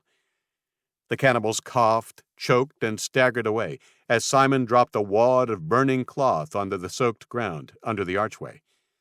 With a whoomp, the flames shot up and engulfed them all, pursuing the ones not immediately consumed like a vengeful monster. The air was filled with screams and the stench of burning flesh. All too soon the flames died down, and more cannibals of both types replaced the ones who had been neutralized. "Shit!" Kit screamed, and began firing her arrows. "Fight!" Ragland cried at the top of his lungs and charged forward, blowing a hole through the chest of a cannibal, making a beeline for Kit. Another, this one tall and carrying a rifle, ran at him while raising the weapon, but Ragland beat him to the shot, blowing out his kneecap and smashing the butt of his shotgun into his face as he fell. He had barely swung around when something heavy crashed into him from behind, knocking him to the ground and the air from his lungs. "Meat!" screamed his scrawny but powerful assailant, his rotten breath warm and foul on Ragland's face. It was all he could do to keep the man's serrated teeth from his neck as he wrestled fruitlessly, trying to free the shotgun.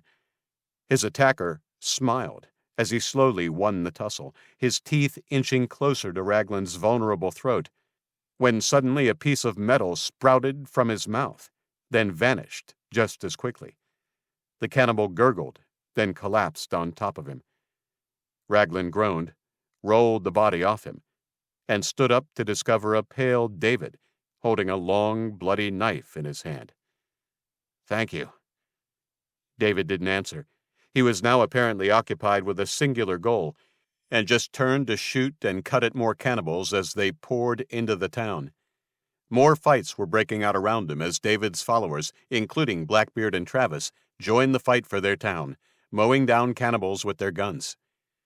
To his left, he heard the sharp snap of metal, followed by a horrible scream, and turned to see a cannibal writhing on the ground, clutching the stump of their leg, the remains, from the shin down, clamped in a bear trap. A gore-covered Rahul appeared next to him, obliterating the face of another Zom with his big hammer, before he pointed to the rooftops. Ragland followed his gaze and saw Viola and a line of others, even Odin, readying their arrows. It was time for the third prong of their defense. "Fall back! Fall back!" The townsfolk turned to run.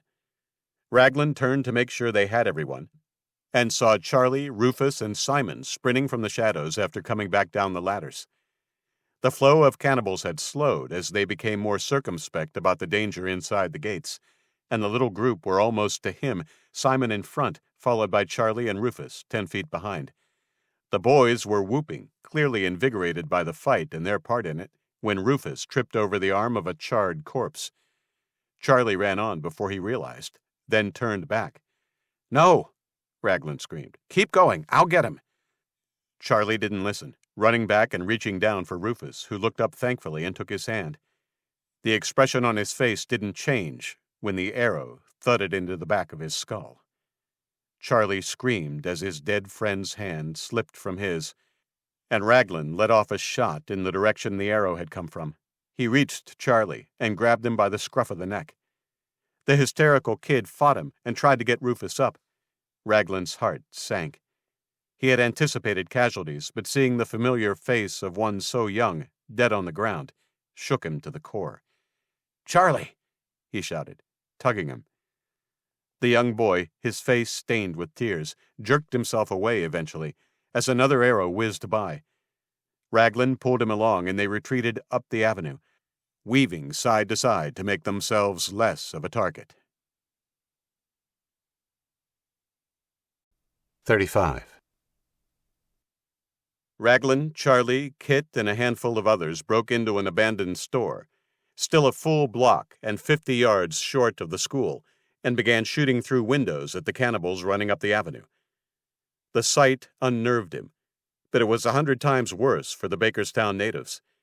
Terror and the vigorous desperation to survive was etched on their faces, but out in the streets, the cannibals armed and in survival gear, the Norms who egged on the Zoms, walked with a fearlessness that felt inhuman. Even as volleys of arrows from the rooftops cut their numbers down, they continued on. Charlie echoed his thoughts. They keep coming," he whimpered. "They're not human." "They are," Ragland replied, as he blew away a Zom who strayed too near the building. "And they die like humans." There was a scream from a building opposite as a group of Norms kicked down the door. Kit took one with an arrow between the shoulder blades, but the other 3 entered, and more screams ensued. A body crashed to the road and lay still on the sidewalk like a rag doll, its head at an unnatural angle. It was Jenny, the archivist. There were cries of horror from the people around him. Ragland turned to Kit, who was ghostly pale, her eyes furtive and wild. The death of Jenny inspired fierce gunfire from the other locals on the rooftops, and a handful still on the street, including David and Rahul. The blacksmith swung the hammer like a demon, caving in the heads of any dumb or careless enough to come within range. Momentarily, the enemy was pushed back. "We have to get to the school. Are you all ready?" Most of them nodded. "Then let's go. Keep low. Follow me." At the back of the store, he knocked open the door, and the small band fled down the back alleyway to a vacant lot that was now used as a marketplace each Saturday. They sheltered under the rickety canvas-covered stalls while Ragland surveyed their next move. A lone Zom cannibal appeared ahead, and Ragland dropped it with an arrow into the eye. No more appeared. "Go!" Ragland led the way, plucking the arrow from the corpse as he went, and knocking it again as they emerged on 2nd Street. The school was now just a 50-yard sprint. I don't think I can." Ragland turned to see one of the younger townsfolk had fallen to his knees. He didn't recognize the man, who stared out across the open street toward the school. Kit put a hand on his shoulder. "Callum, you can do this. Think about Melissa. Think about your friends, Casey and Fred. They're all there, waiting for you." In the distance, a shrill scream interrupted her, followed quickly by a burst of gunfire. The man flinched and shot to his feet, ready to flee. "No, Kit slapped him hard across the cheek. "Pull it together." The young man put a hand on his cheek and looked at her with wide eyes. Finally, he nodded, and Kit turned to Ragland. Let's do this. Ragland nodded. When I move, follow me and stay low. The group ran from under the shelter and across the open tarmac, their feet crunching on a scum of dirty snow. There were yells and screeches behind them. They'd been spotted, and the chase was on. Kit and Ragland paused to loose a few arrows at the cannibals emerging from the abandoned marketplace they'd just left. Run, Ragland urged, the schoolhouse now just a clear run across the square. Battle cries behind them elicited screams and swearing from their small group, and they broke formation and scattered, their sole destination the school. Ragland was ahead next to Charlie, with Kit just behind them. The rest lagged behind, unable to keep up. As he flew over the icy lawn, Ragland turned his shoulder and charged into the closed doors, knocking them open with a tremendous crash. He was met by the stunned expressions and raised weapons of the townsfolk inside. Wait! It's us!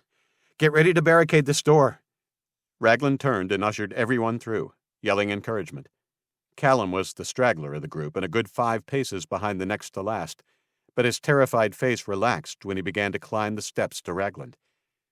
There was a crack of gunfire from further down the street, and suddenly Callum lurched, clawing the air and stumbling through the doorway and into Ragland's arms.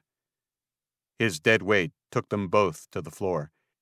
Screams and shrieks grew louder the more gunfire blew splinters from the wall around the doorway. The doors! Ragland screamed, pushing Callum off and dragging him into the corridor. Simon and Kit slammed the doors shut while Jack and Erica slid a heavy side table against it. It wouldn't hold forever, but it would buy them time. Ragland faced his fellow survivors, all worn and exhausted. Kit went to Callum and put 2 fingers against his throat before shaking her head. Someone passed her a shirt, which she placed over his face. What now? Simon asked. We try and break down their numbers. Everyone with a bow. Take to the top floor windows and give them hell. Anyone else with a working gun, move desks out into the corridors for cover and stand your ground. Only fire when you have a clear shot. And us? Simon asked, raising the wood axe in his hand. When they come through, we'll engage them at close quarters.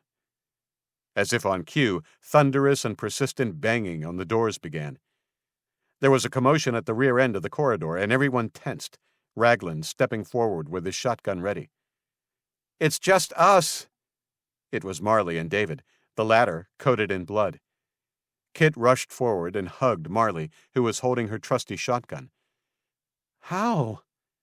Marley shot David a look that said there'd be a reckoning at some point. David, let me out. No time for the whys and wherefores now. What's the situation here, Ragland? Guns on the lower floors, archers in the top windows. Anyone with a melee weapon will hold back and assist with barricades and wounded, until, of course, we all have to get our hands dirty. What about the back doors? David cleared his throat, his pride all but gone. Barricaded. Great, Charlie said from behind Ragland, his eyes on the front doors that trembled with heavy blows and had begun to buckle inward. So we're trapped? This is our best bet, said Ragland. Out in the open, they can separate us like cattle. It might have been different if we'd prepared, but... He left the thought unspoken. Marley looked down sadly at Callum's body, and then to Ragland. I'm sorry. Ragland locked his eyes on her. Too late for regrets now. Let's just do what needs to be done, and hopefully you'll have some pieces of this town left to put back together. Right, Marley said, taking the hit on the chin. He knew it had stung, but she had the stern, narrowed look of someone keen to rectify her mistakes. So did David. Where's Rahul? I tried to bring him with me, said David, but he's in some sort of battle-lust trance. Last I saw, he was charging towards the gate. Behind them there was a loud crack, and the doors pushed inwards a little. There was a short reprieve accompanied by thuds and thunks, and the screams of the enemy as a volley of arrows from the top windows rained down on the cannibals trying to knock the doors open. A burst of automatic gunfire put an end to the reprieve. "Break down that fucking door!" roared a commanding voice. The doors bulged, finally exploding inwards, sending the table that had been pushed against it and other debris flying. Feral Zom cannibals scampered over the debris and launched themselves at the defenders. Simon's axe met the first one, splitting the creature's head straight down to the neck. The cannibal fell, and then they were all fighting for their lives.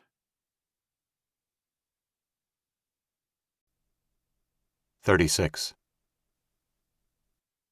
Ragland's face and beard were hot and wet with blood minutes later as he surveyed the scene. They had been forced deep into the corridor, but had held off the onslaught. Around them, and all the way to the front door, the floor was littered with the corpses of the feral shock troops. While their swarming attack had been effective in the open, the Zoms had not been so effective against a determined, well-armed enemy in confined spaces. Bent over and heaving air into his lungs, he evaluated the other survivors and shared a brief look with Kit, who looked as tired as him and the rest. The onyx necklace had been shaken free of her shirt during the struggles, and the sight of it gave him strength. "If you have any ammo left, reload," he called. But a shadow darkened the doorway as he jammed 2 more shells into his gun. Ragland turned and recognized the cannibal leader holding a military rifle loosely in one hand. His stance was non-threatening. "Ah, the one that got away," said the leader in a sing-song voice. Ragland held up his hand to indicate his group should hold fire. He was curious to hear what he had to say. Charlie missed the signal, or ignored it, and let an arrow loose from the stairway to their left. It embedded itself in the doorframe, barely 8 inches from the cannibal leader's head. He looked at the arrow and smiled. "Tisk, tisk. I come to parley, and you shoot at me?" Ragland slowly raised his shotgun until it was pointing at the cannibal's belly. "Say your piece, then." "All right. Here's my offer. If you surrender now, I'll let the women and children live. You've lost, one way or the other. But at least this way, there'll be some survivors, and we won't have to spend weeks plucking bullets from carcasses." Ragland replied by pumping his shotgun. Without taking his eyes off the leader, he addressed the people behind him. "Fall back down the corridor, to the gymnasium. I'll be right behind you." "No, Ragland, I don't think so," David said, stepping up on his right. Simon, too, stepped up on his left, axe in one hand and a small, snub-nosed pistol in the other. "Yep, no can do," he agreed. "He'll have to come through all of us."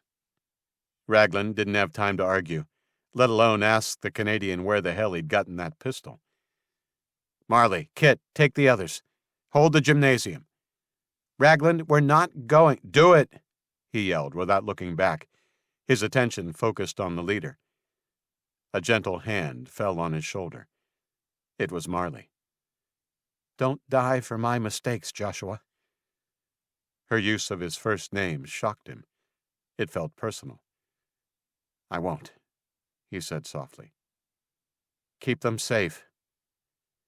The leader laughed at the display of affection and calm words. Beneath his heavy brow, his eyes glinted with aggression and hunger for death. This man was ready to kill. So was Ragland. The cannibal nodded to someone just out of sight and raised his weapon. "Fire!" The corridor descended into chaos as bullets and arrows ripped through the space. Pulverized wood and plaster flew from the walls and ceiling. Ragland crouched behind a stack of overturned lockers. Simon and David did the same on the other side. The leader scurried out of the doorway after unleashing a volley of bullets, the first time Ragland had seen him show any urgency. "I'm out," called Simon, and the others responded in kind. The drifter began to reload, but knew a sustained push by the cannibals would probably overwhelm them. Ragland heard screams of attack and meat outside as he pumped the shotgun. Swarms of armed cannibal men and women, a mix of Zoms and Norms, rushed in through the door. "Retreat!" Ragland yelled as he and David fired into the frontrunners. 4 cannibals went down, slowing the others. David walked backwards, shooting and following his retreating people. Hold the big one for me, the booming voice of the leader called as he entered the hallway, his rifle at his shoulder. David put down 2 more, but Ragland needed to reload. "Keep going," he called to David as a bullet whizzed by his head. He ran through the open doorway to his left. It was Erica's classroom. He shut and locked the door and rested his back against it as he pulled 2 more shells from the rapidly dwindling supply in his pocket. Freshly reloaded, he pumped the shotgun and turned to face the small square window in the door. The leader was leering in at him. They fired simultaneously. The cannibal's round pierced the door in a spray of splinters and hit him in the thigh, while his blasted a large hole in the door, catching the leader in the upper right arm. Ragland reeled back, clutching his thigh as the door was kicked in. Another round hit him in the shoulder. He fell back onto a kid's desk as his shotgun clattered to the timber floor. The drifter pushed against the desk and turned, wincing in pain as he put weight on his wounded leg, but he was determined to stand tall as he faced death. The pentagram carved into the leader's forehead stood out starkly against his pale, pained face. His right arm was a bloody mess, but he had switched the rifle to his left and held it one-handed, finger on the trigger. Ragland stared defiantly at the cannibal, who forced a smile as he aimed the barrel of the weapon at his face. The dry click of the empty magazine saw the smile fade as quickly as it had appeared, and with the reprieve, Ragland lunged at him. The cannibal leader could do little to avoid Ragland, but managed to raise his knee and bury it into his side, knocking the wind out of him. They fell to the floor, with the leader managing to roll on top of Ragland, bringing his rifle around and jamming the still warm barrel against his throat, pressing it down with his good hand and the elbow of his mangled arm. Blood splattered Ragland as he attempted to push the weapon off his throat with his good arm. It was no use. The cannibal had the ascendancy, and his 2 wounds meant Ragland didn't have the strength to fight him off. Black motes began to swim in his vision as his eyeballs bulged. The gunmetal slowly crushed his larynx. The leader's eyes glared at him, ravenous and determined, his blood-stained, sharpened teeth bared by his rictus sneer. "Oh, yes," said the cannibal as he saw the light in his victim's eyes begin to fade. "I'm going to enjoy eating your girl. The one you care for. So young, so lean. She'll be a meal to savor." Rage ignited in Ragland's fading consciousness.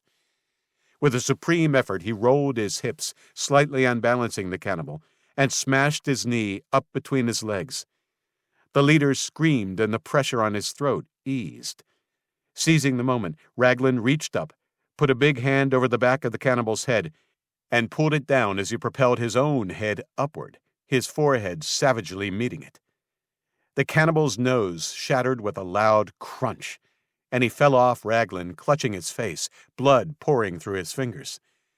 The drifter clambered to his feet, his head reeling, and took a moment to steady himself. Too late, the dazed cannibal grasped the threat of the man standing over him, and he used his good arm to try and get up, but slipped on his own blood, falling to his side and holding up a hand for mercy. "No mercy for you," grated Ragland, before kicking the cannibal in the jaw with his steel-capped boot. The gargled scream through his broken jaw was surprisingly loud, and as he rolled away, clutching his ruined face, Ragland picked up the rifle, gripped it by the barrel, and smashed the stock over the back of the leader's skull. The man collapsed, face first, into the floor, moaning. Ragland struck him again. The moaning stopped. Then again, and again, and again, until the man's head was an unrecognizable, pulpy mess. Ragland stopped, finally, then leaned on the bloody rifle, heaving deep breaths, wiping sweat and blood from his eyes. Distant screams and a gunshot sent a shot of adrenaline through him. Kit! Unarmed except for his knife, drained of energy and wounded, Ragland staggered down the blood-soaked corridor to the rear of the school and the gymnasium. Bodies and parts were strewn everywhere. Most of the dead were cannibals, but a well of sadness opened when he saw the butcher, Jack, dead with a meat cleaver embedded in his chest. Next to him lay a girl he didn't recognize, missing an arm. Bastards. The heavy double doors to the gymnasium were closed, and a skinny cannibal, naked from the waist up and with a badly broken leg, was struggling to push them open. Ragland stepped up to him, put a knife against the back of his neck, and slit it between the wretch's C3 and C4 vertebrae. He fell to the floor without so much as a sigh, and the drifter put his good shoulder against the doors and pushed, struggling to move the dead weight behind it. He fell through the opening onto the dead bodies of the fallen cannibals and locals, then struggled to his feet as he took in the scene before him. Up in the bleachers, he saw Viola, her face drained and holding her bloody side. Next to her, David aimed at the small crowd on the floor of the gym, trying to get a clear shot. Ragland followed his gaze and saw a stunning sight. It was the giant cannibal whose twin he'd killed barely 2 weeks before. He was the eye of a storm. The bodies of townspeople and other cannibals alike lay around him like wheat that had been scythed. In one hand he wielded a baseball bat wrapped tightly in barbed wire, in the other an axe. The cannibal was surrounded, but had evened the odds rapidly. Near the basketball hoop, Ragland spied Kit, who, like David, was trying to get a shot with what looked to be her last arrow. Closer in was Marley, who swung an inadequate broomstick bravely but ineffectually. Simon, Charlie, Blackbeard, and several others harried the giant with handheld weapons. "Give me a shot," Kit yelled. But the remaining defenders, darting this way and that to stay out of his long reach, meant it was all but impossible. Simon, to the giant's left, ducked beneath a swinging blow of his axe and lunged, burying his own small axe into the giant's left arm. The cannibal howled and swung the bat at the already retreating cook, striking him hard in the chest and sending him soaring and crashing into the front row seats. "No!" Ragland cried. Everyone froze and looked over at him as his wounded leg gave way. The cannibal shot him a shark's grin. "Oh, it's you again. Fight gone out of you, hey? I will enjoy this." The words weren't quite out of his mouth when Blackbeard, taking advantage of the distraction, darted in, slashing his knife at the cannibal's lower back. The cannibal dodged it and turned, and with a downward swing of his axe, cleaved David's lieutenant's head open to the bridge of his nose. The big Bakerstown local collapsed to the floor, his dead weight pulling the axe handle from the giant's grip. Blackbeard's gruesome sacrifice gave Kit the opening she needed, and she released her arrow. It whistled through the air and struck the cannibal just below his left shoulder blade. He shrieked and spun around, pawing at the arrow as he looked for his tormentor. He saw Kit and forgot about the arrow. "You!" he growled. "I'll eat you alive!" Kit let her bow fall from her shoulder and pulled a knife from her boot as he charged. Marley tried to block him, but he palmed her away, sending her hard onto her back and skidding over the polished floorboards, now slick with blood. "Kit!" Ragland gasped, watching on helplessly. The giant swung the deadly bat in a big, overhanded arc, but the nimble girl evaded it, stepping lightly to the side. The giant swung again, and she ducked away, the base of the bat missing her face by a mere inch. David attempted another shot from the bleachers, but missed, and the giant swung again and again, becoming frustrated at the elusive girl. Clearly tiring with the effort, Ragland saw blood dripping from his mouth, and knew the arrow deep in his back had almost certainly pierced a lung. Then, with a final lunge, Kit ducked under another wild swing of the bat, and with a move Ragland had shown her, stepped in close to his unprotected flank, and buried her knife to the hilt just under the giant's ribcage. Like quickfire, she pulled it free and danced away, slicing his thigh as she went. David, Marley, Ragland, and the rest watched in awe as the gigantic cannibal fell to one knee, clutching the open wound in his belly. He lifted the bat one more time and swung weakly at his tiny tormentor. He missed, and as he tried to catch his balance, Kit darted in, and with a wicked, full-armed swing, sliced the man's throat open. Kit rolled away from him as he dropped the bat and clutched at the mortal wound, the blood pouring from the wide gash and already pooling in a red lake beneath him. 5 seconds later, like a felled oak, he crashed face first onto the floor and didn't move again. Kit stood panting, her hands shaking as the adrenaline began to wear off, and looked over to the drifter, where he lay prone on the bodies of the dead. "Ragland!" she cried, and ran towards him. She was only 3 feet away when a hand surfaced from the pile of bodies and grabbed her ankle. Her mouth was a perfect O of surprise as she fell, and the concealed cannibal lunged and grabbed her hair, ripping her head back to expose her throat. Ragland saw the glint of a blade in its hand. Kate flinched, but suddenly the cannibal squawked briefly and fell onto her, his eyes lifeless. There was an arrow embedded in the back of his skull. Confused, she turned to the doors, as did the quickly fading Ragland and the rest of the survivors. Alex, one side of his scalp and face coated in blood, but looking as alive as she could ever remember, lowered his bow and looked around, slowly taking in the carnage. "Alex!" Kit screamed, as she clambered out from under the cannibal and rushed over to him, nearly knocking him off his feet. "Did I miss much?" he said, smiling and rubbing her back. "A whole lot," she said, pulling away and looking into his face. "But I can't fault your timing." Ragland grinned through the pain. As far as surprised went, it didn't get much better than Alex appearing alive and well in time to save his love. He began to climb to his feet again when a wave of nausea knocked him back on his haunches. "Shit! Ragland!" Kit, with Alex trailing her, rushed over to him. She knelt at Ragland's side, quickly inspecting his wounds. "We need to find Claire," she cried. "He's been shot. I saw her down the street. She and a few others are helping the wounded." "The cannibals?" Ragland grasped. "Dead or fleeing. The fight went out of them when one came out screaming about the leader being dead." Ragland nodded. "I'll get Claire," he said, and gently squeezed Ragland's shoulder. "It's good to see you again, old man." His mouth opened to speak, but instead his eyeballs rolled up in his head.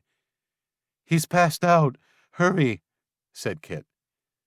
Ragland drifted out of unconsciousness once. The world was swaying gently, and Claire's beautiful face hovered above his. "Well done, cowboy. We've got you now," she said with a smile, before everything faded to black again. 37. Ragland sat on the wooden porch outside Marley's house, soaking in the afternoon sun. It was a clear day, but the faint smell of smoke tickled his nostrils. He ached all over, and the bandages over and around his wounds pinched. Both hands were wrapped tight around a mug of coffee, and he sipped the scalding black liquid gingerly. Footsteps creaked behind him. "Morning, sunshine. Touch and go yesterday. How are you feeling now?" Marley sat down beside Ragland on the bench and took a sip of her own coffee. "You reckon this is the last of Simon's batch?" Ragland asked, deflecting. "Probably," she said. "Shame. How is he?" "Bruised and punctured. 2 broken ribs, according to Claire, and he needed some stitches where the barbed wire tore his skin." Ragland shook his head. "Must be a tough bastard. That would have killed a lesser man. What about you? That was quite the hit you took." Marley lifted a thigh and patted her rump. "Lucky. I have plenty of padding. Just a bump on my head." This drew a chuckle from Ragland, and he realized it was the first time he'd laughed in at least a week. The two settled into an easy silence. After a few minutes, Marley put a hand on his leg. I owe you... We owe you a debt, Ragland, and an apology. You were right all along, and I was stupid to think we could negotiate our way out of a fight. We'll never be able to repay you. He shook his head. No need. I mean it. I want to repay you. He sighed and looked down into the black liquid as he swirled it gently. Just rebuild. Live like you have been, but be ready. We don't live in an ideal world anymore, no matter how much time goes by and makes you think it's okay. There's death around every corner. You need to lead your people through it and not bury your head in the sand. Well, the thing is, she said, I don't see the town accepting me as leader again. They followed me all these years, put their lives in my hands. But my failure to see the danger of the cannibals, and letting David pull the wool over my eyes, means I lost their faith. David agreed to step down so there can be another proper vote in a month. But how can I rebuild that trust before then?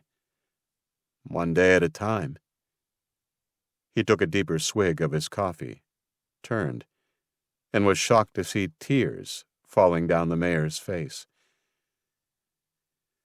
I was so desperate to believe the world outside didn't exist anymore.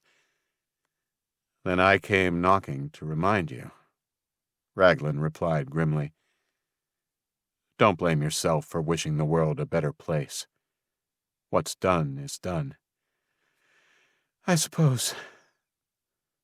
They won't forgive quickly, nor will they forget, but if you're patient and follow your common sense, you'll win them back. Marley wiped her face with the back of her sleeve.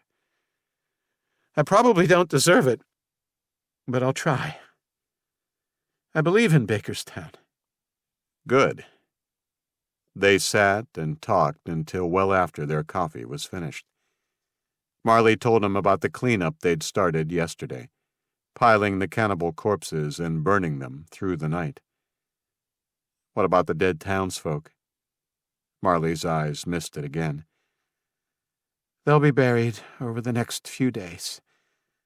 And then we're having a memorial for everyone in a week. Ragland nodded and then rose slowly, using the crutch Rahul had fashioned him for his recuperation. Thanks for having me. Your place sure beats the Creaky as a recovery room. I'm going to lay down again. Doctor's orders, you know. Marley laughed gently. Take all the time you need. I'm not kicking you out ever again.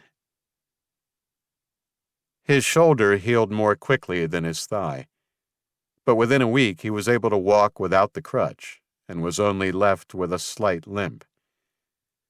You're lucky the bullet flattened out when it passed through the door. It was messy but stopped short of bone and nerves, Claire said, doing a final check of the leg wound, which had crusted over nicely. He had made his way over to her office without the crutch. You're also lucky that the bullet to the shoulder went straight through the deltoid. Only missed your joint by a matter of half an inch. Yep, lucky me, he said wryly. She laughed and turned away to throw the old dressings in the trash can. So, what are your plans? She asked quietly, still facing away from him. He didn't answer for a few beats, suddenly feeling like an awkward teenager.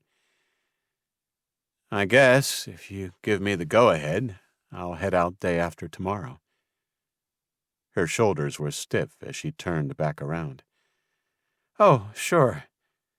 You're good to go, if that's what you want. He didn't know how to read her. Her tone was offended, but her words were encouraging. Okay, good. Claire. Yep, good, okay. Well, I have stuff to do. He shook his head, puzzled.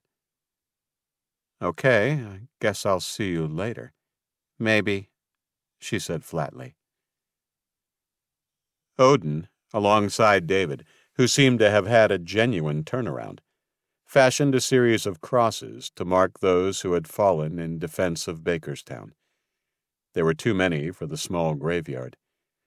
Too many for such a small town to have to bear. Rahul melted down scrap metal and cast nameplates for every single cross, and when it was all done, Ragland walked the rows with all the townsfolk on the day of the memorial. Marley's eulogy mentioned every one of the dead by name. She was eloquent and passionate, and there wasn't a dry eye in the house by the time she'd finished. Ragland knew with that one speech she'd done a lot to restore the faith she had been certain was gone forever.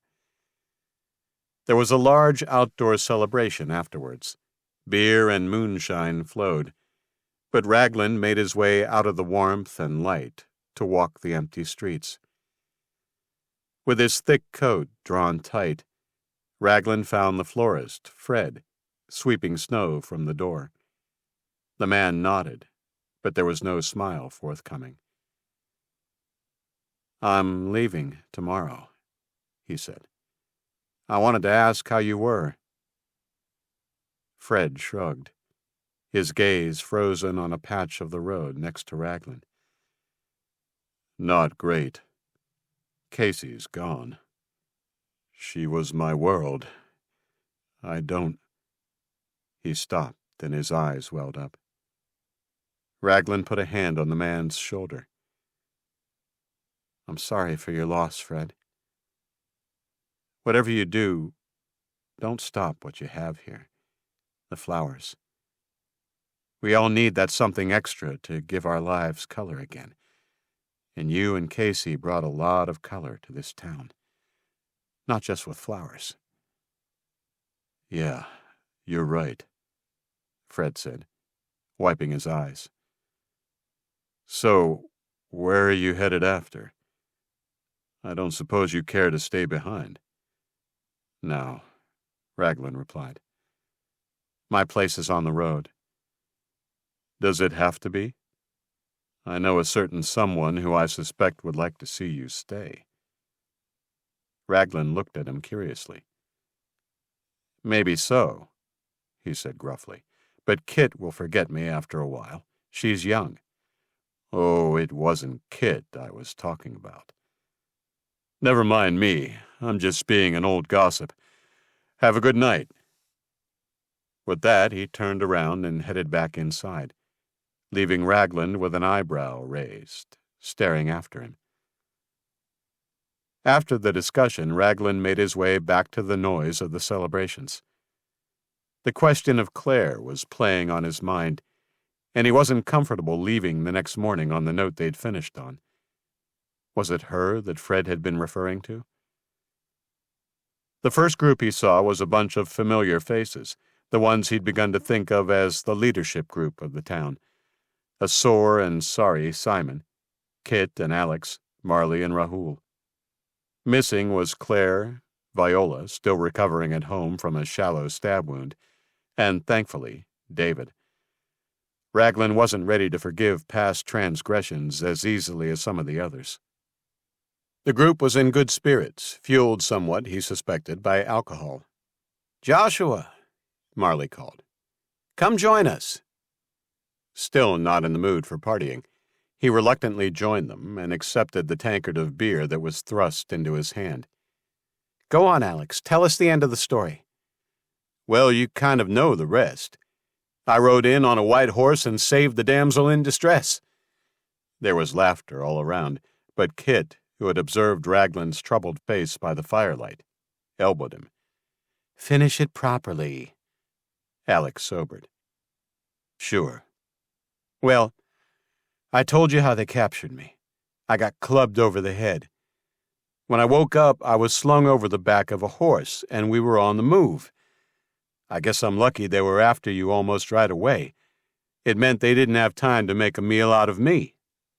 When they attacked, they left me near the rear, tied to a tree. Stupid them. They didn't save any for a second wave. They just went all in. Cocky, I guess. It took me an age, but finally I worked my way out of the ropes and freed myself. The fighting was mostly done by then. Rahul was finishing off the last few with his big hammer. Boy, what a sight. How many did you get, Rahul? The smith shrugged, a sheepish look on his face. 23? Alex whistled. Anyway, it was mostly done by the time I arrived, and Claire had already started helping the wounded. They sent me on to the school where, well, you know the rest. They fell into easy chat after that, the swapping of war stories essential to processing the trauma they'd all suffered. So, Marley said finally, it's late, and I think it's time we wrap this up. Joshua, are you sure you won't stay? He stared into the fire for nearly a full minute as their eyes fell on him. You aren't stroking out on me, are you, Gramps? Asked Kit. He smiled. No. Thanks for the offer, but I'll be moving on tomorrow. And this time it'll be for good. There was movement beyond the circle of the fire, and Ragland looked up in time to see Claire walking away. Excuse me, he mumbled, and shot up from the log, heading after her. Claire, wait, please, he called, running to catch up to her. She stopped, but didn't turn around until he put a hand on her upper arm. So even after all this, you're still going? She asked. He nodded, then did something that shocked him as much as it did her. He pulled her into an embrace and kissed her. Even more surprising, she kissed him back. Long, absent feelings rose inside him as they kissed, and when they finally parted, both panting for breath, he leaned his forehead against hers. Come with me. She pushed him gently away so she could look into his eyes. You know I can't. Why? I'm the town medic, the only one qualified. You stay. I can't. I'm a rambling man, Claire. I need to keep moving, but I want you by my side. In a stalemate, they stared at each other before Claire finally spoke. Tell you what. You go and ramble around the countryside. But I want you to come back in a year. In the meantime, I'll train someone up. Kit has expressed an interest, so maybe her. That'll give us both a year to think about what we want. If you are tired of your wandering and still want me, you stay. If you aren't tired of it and I still want you and I have someone to take over, I'll come with you. If you don't come back, well, I guess I'll have my answer. He grinned like a schoolboy who just found out his crush likes him. Deal, he said, thrusting out his hand. Claire, also smiling, batted his hand away and pulled him in for another kiss. Marley made Ragland a breakfast of bacon, eggs, and toast, and a steaming mug of black coffee. That really is the last of Simon's supply, so think yourself lucky. He raised his mug. You didn't need to do this, but thank you. It's nothing. Where did you race off to last night? And what time did you get in? She asked, a glint in her eyes. He shrugged, a coy smile on his face. Fair enough. Marley cleaned up the breakfast dishes as he went upstairs to collect his pack and weapons. I'll see you to the door. I won't come and see you off. Too much to do, she said quietly. Ragland paused on the doorstep, then turned and drew Marley into a hug. Take care, Marley. You too, old man, she said gruffly, her eyes glistening. "Drop in if you're ever in the neighborhood." "I might just do that," he said. "So long." She closed the door, and he sighed gently. He was halfway to the gate when a familiar figure emerged from a side street. It was David, leading his horse. He turned when he saw Ragland and headed his way. He hadn't seen much of his nemesis since the battle. He stopped and waited, every nerve in his body jangling, ready to meet any aggression with extreme prejudice. David walked right up to him, but instead of aggression, he offered the reins of his horse to him. Ragland, his hands still by his side, raised both eyebrows. "I want you to have her," the hunter said, "as payment for all the trouble I caused you." "I don't need a horse." "Need? Probably not. But she'll make your life a hell of a lot easier." He shook the reins. "Please, no tricks. She's yours, saddle and all. My way of saying sorry." Ragland had a horse briefly in the second year of the after days, and it had certainly made traveling a lot easier and faster. He'd been on the lookout for one ever since, but had only come across wild ones, and he was no horsebreaker. He weighed up the man in front of him, and decided on this occasion at least, he was being genuine. Ragland was a man who might forgive eventually, but he certainly didn't forget. He took the reins and nodded. "I'll take payment, but not the apology," he said. "Some things can't be made right with a sorry." He began to lead the horse away, calling over his shoulder as he went. "What's her name?" "Reliable." "Well, David, Reliable and I'll be back in a year. In the meantime, make things right with Marley. I don't want to have to kill you." He waited for a smart-ass reply from David that didn't come. The Bakerstown local just stared after him, his face devoid of expression. At the gate, Ragland was provided with one last surprise. Nearly the whole town was congregated and clapping as he led Reliable down the last stretch of avenue to the gates that had been freshly repaired by Rahul, Charlie, and a few other willing hands. Ragland shook his head, blushing at the fuss, but waved anyway.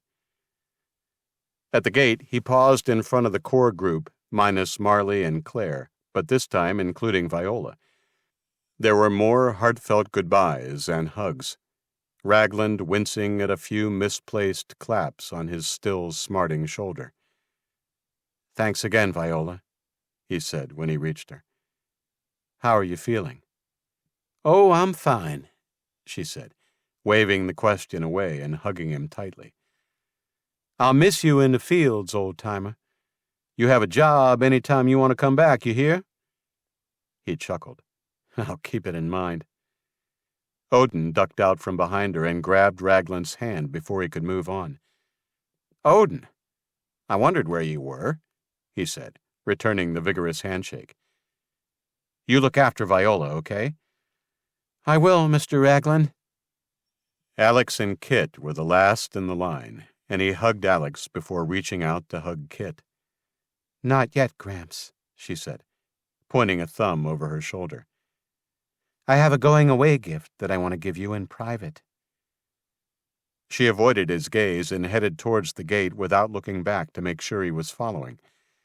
He shrugged and gave the crowd one more wave, his eyes seeking out the one person who had said their goodbye the night before.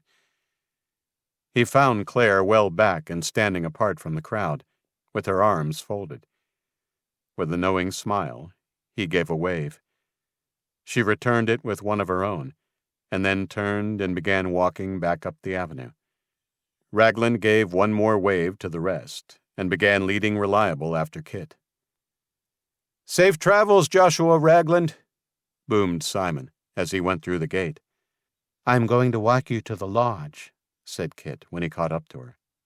You don't have to. I want to. Okay, that would be nice, kid. There were no words between them the whole way, the kind of easy silence that only friends could share without feeling awkward, and certainly different to how it had been when they first met. Finally, the old road leveled out in a sweeping curve, revealing the hunter's lodge. It looked like an old Christmas card, with snow packed on the cabin roof and smoke spiraling from the chimney. Kit led the way over the bridge and stopped on the other side, turning and waiting as Ragland and Reliable made their way across. Kit approached Ragland, her eyes set and purposeful as he pulled the horse to a halt. Open your hand. Ragland did as she asked and held out his right hand, palm up. Kit pulled something from her pocket and dropped it into his hand. It was the onyx necklace. He opened his mouth to protest, but she held up her hand. I don't need this anymore, she said. It's done its job, but it's yours, and you'll need its protection now. Ragland stared down at the necklace, then back to Kit. She stood on tiptoes and kissed him on the cheek. When you look at it, it shouldn't remind you of loss.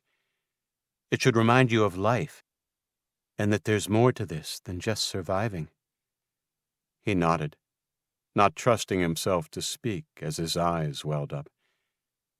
Kit smiled, wiping a tear away. This cold stings the eyes, huh? He laughed and pulled her into a bear hug. Stay safe, Kit. I'll be seeing you. Ragland put his foot in the stirrup and heaved himself onto the saddle. You better, she called, as he shook the reins and began trotting away on his new steed. He looked over his shoulder with a grin. Count on it. Epilogue. On a clear, sunny day 6 weeks later, Ragland halted Reliable beneath a peeling and weathered road sign. Welcome to New Hampshire. Live free or die. While he knew the motto of the Granite State predated the fall by many years, it was certainly prophetic. He didn't linger long. He wanted to find a suitable campsite and hunt while there was still light. 2 hours and 9 miles later, he was spit-roasting a chicken, of all things.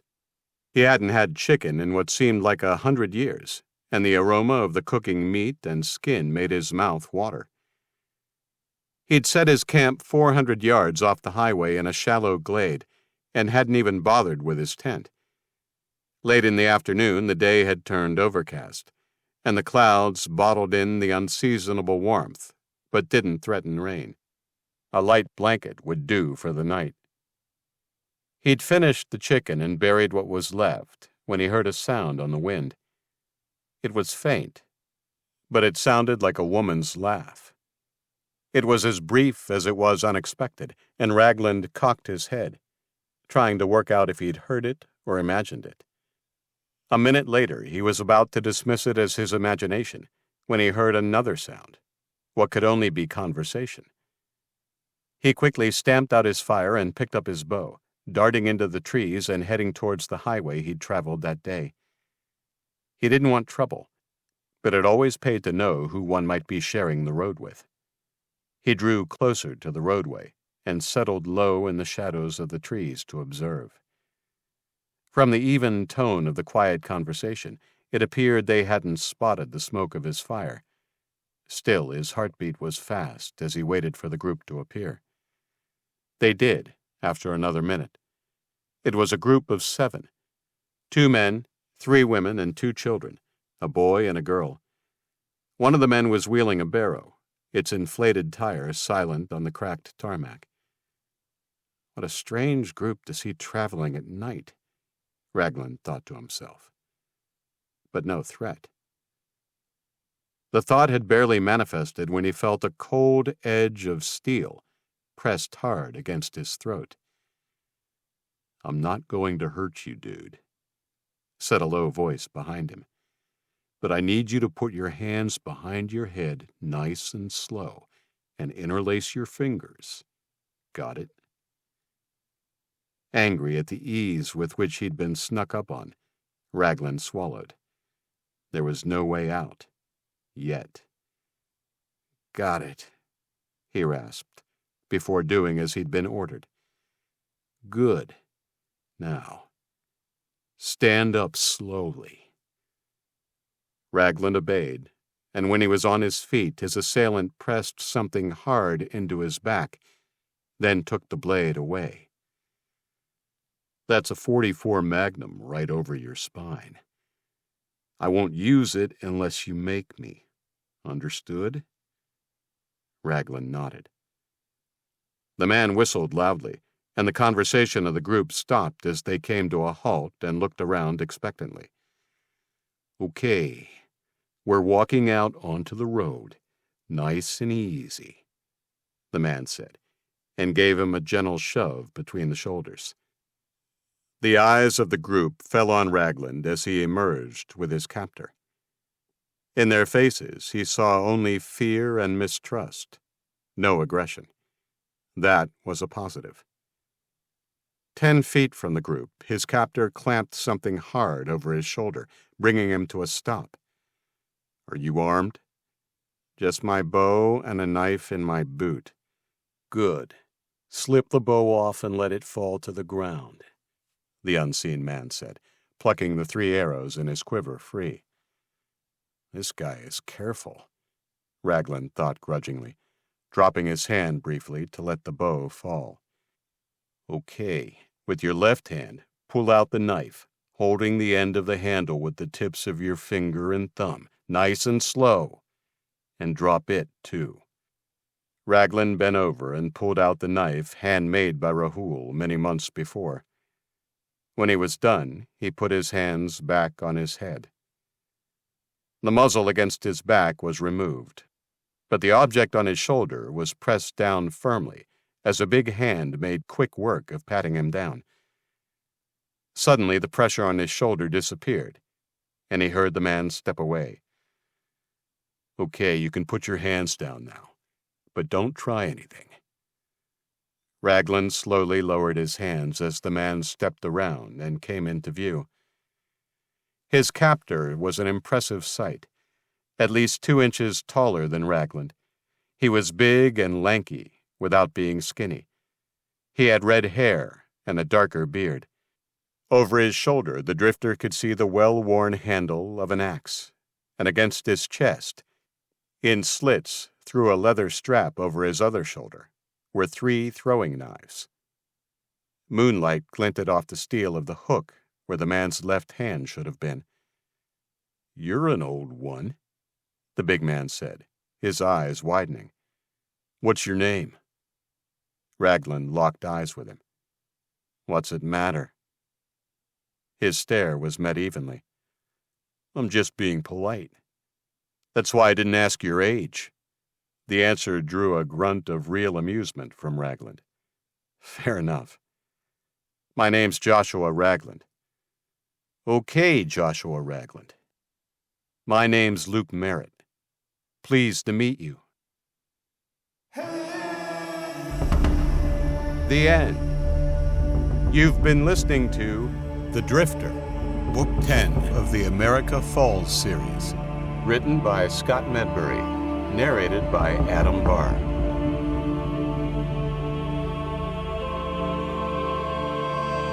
If you're enjoying Scott's audiobook content, please like and subscribe. It's the best way to help out the channel.